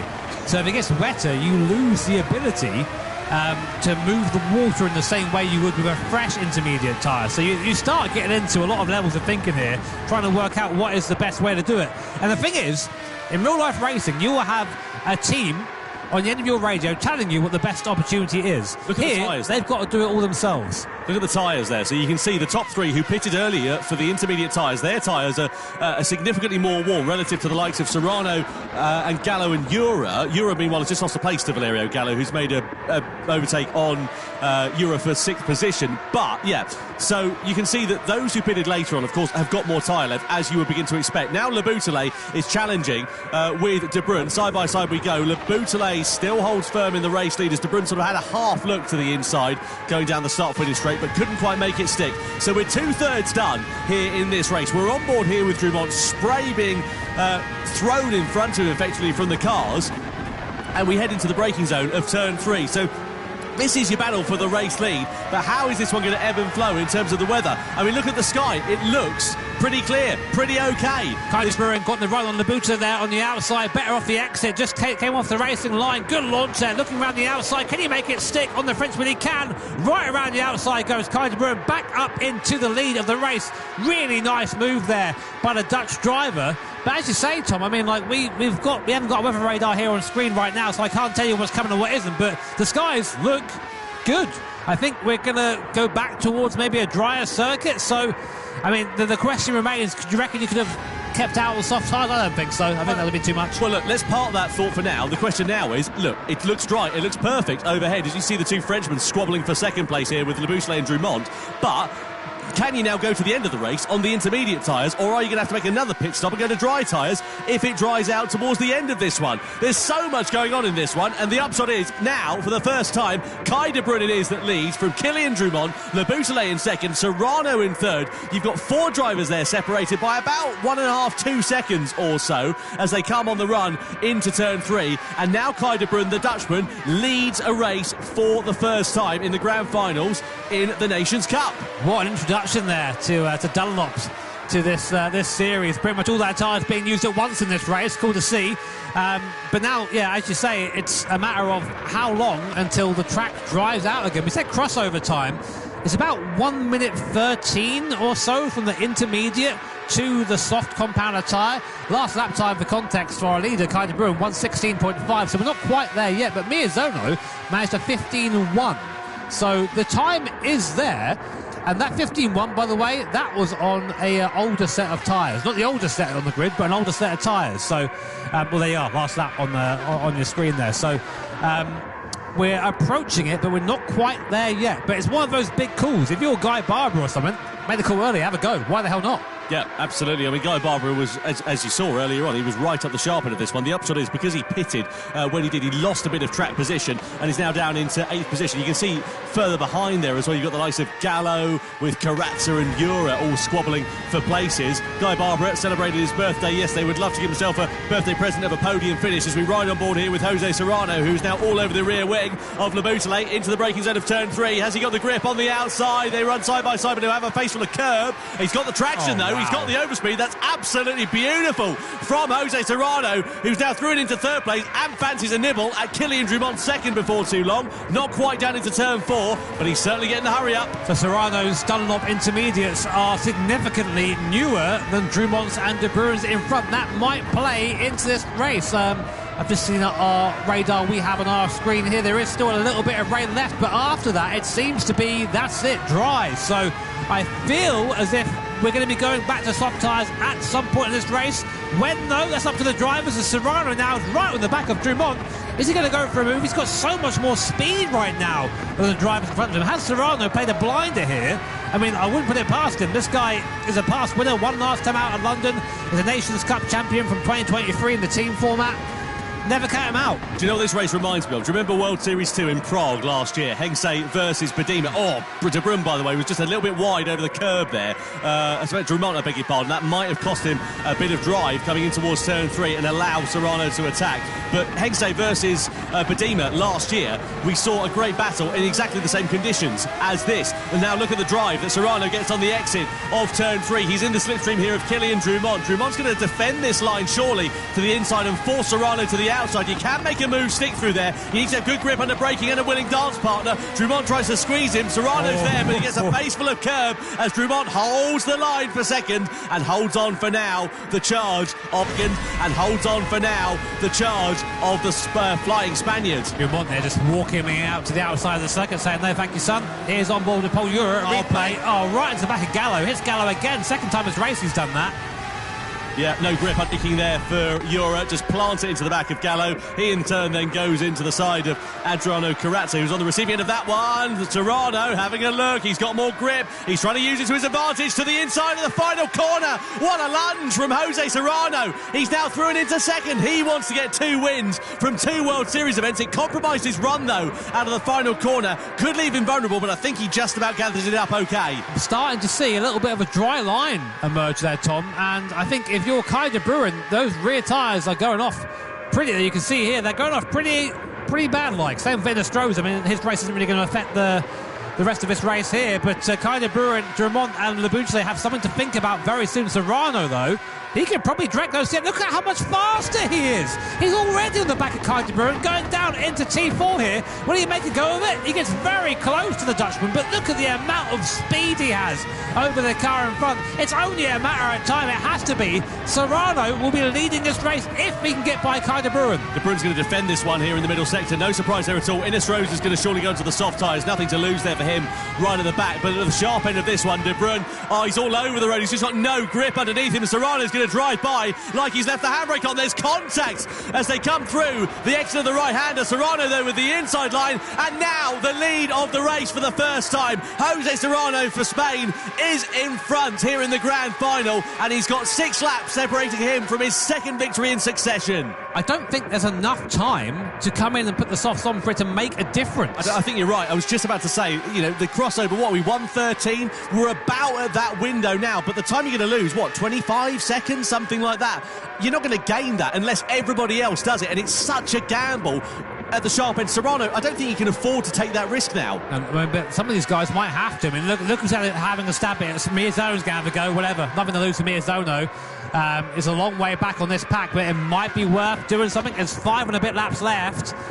I don't know. Serrano might have played this one just fantastically. A bit wide down the bottom there. It doesn't matter. He's already gained a second on De Bruin and Drumont. So now Paul Ura also coming through the field on a much healthier intermediate tyre. Well, they pitted at the same time, didn't they? Yeah, are we going to see another Spanish 1-2? It's not out of the realms of possibility, is it? I mean, look, Ura lost track position courtesy of the fact that he was a couple more car lengths behind Serrano, and ultimately, because of the field, they were so close to one another, it means that he's now got more hard work to do here, Paul Ura. But look at him, he's all over the back of Kylian Drumont like a bad rash, and Drumont's race and De Bruyn's race are falling apart like a cheap watch. Through the final corner we go, across the timing line, and you get the sense that Ura is going to send one through on the inside because he'll just have that much more grip under braking, and indeed he does. Look at that. Paul Ura into third place. He'll have greater traction on the exit. Next target, Kai de Bruin, and it's only a matter of time here. Yeah, and Kai de Bruin's stuck. He can't do anything here apart from box. Here comes Valerio Gallo also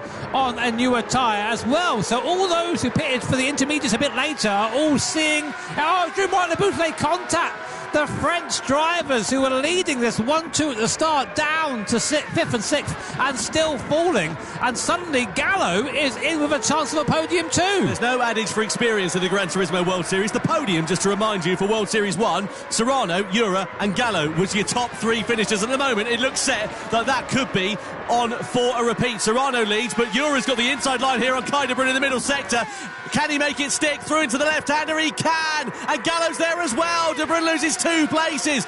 Drumont's rear tyres are absolutely toast, by the way. That's why he's sliding around like a dog on a polished floor. So he's going to surely have to come in and make a box before the end of this race. De Bruyn's going to be going backwards there as well. They're intermediate tyres. There's no water left to clear them. They're just overheating. They're all over the shop. And now we've got 2 laps left remaining, and it's Serrano, Ura and Gallo, a repeat, possibly, of the World Series 1 podium on the cards here in Berlin. That is huge. And you know who gained 2 seconds there in Sector 2 alone? Takuma Miyazono in P9, so he's flying right now on that soft compound tyre. I think maybe a bit too far back to do anything, but still the speed is there.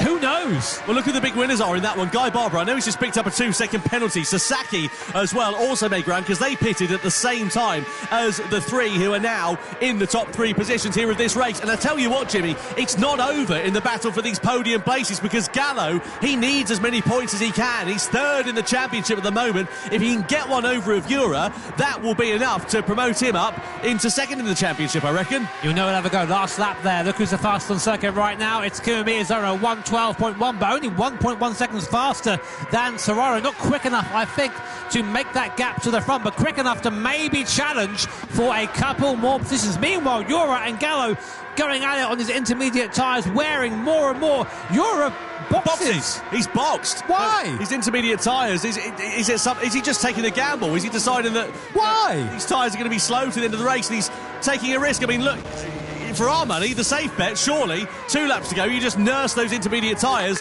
to the end of this race, but he's throwing caution to the wind. I mean, was there a gap, 5 seconds or so back to Sasaki, but surely he's going to be dropping track position. Let's see where he comes out of the pit lane here, Pol Ura. He's going to have the mother and father of all jobs now to do this in the last 2 laps of this race. The upshot is, though, Serrano has to play this one safe. He's got no choice. He's backed into a corner, and he's now just got to drive this one as best he can. Barbara versus De Bruyne, meanwhile. De Bruyne's still stuffing it out on the intermediate tyres, but he's going to fall down like a stone. But we're still holding our head in our hands, wondering the strategy there of Pol Ura, who's, by the looks of things, thrown away what could have been a certain podium. I don't understand. I don't know. We'll ask him afterwards, but only he knows what's going through his own mind. But meanwhile, Kai De Bruyne fighting off Guy Barber. I bet he didn't think he'd be battling for 4th place at the end of this. Sasaki ahead of them on the podium now. Again, someone else who probably had no idea, but Serrano is coming on to start his penultimate lap, and the pace is still there. His last lap, 14.3, starting to fall off now.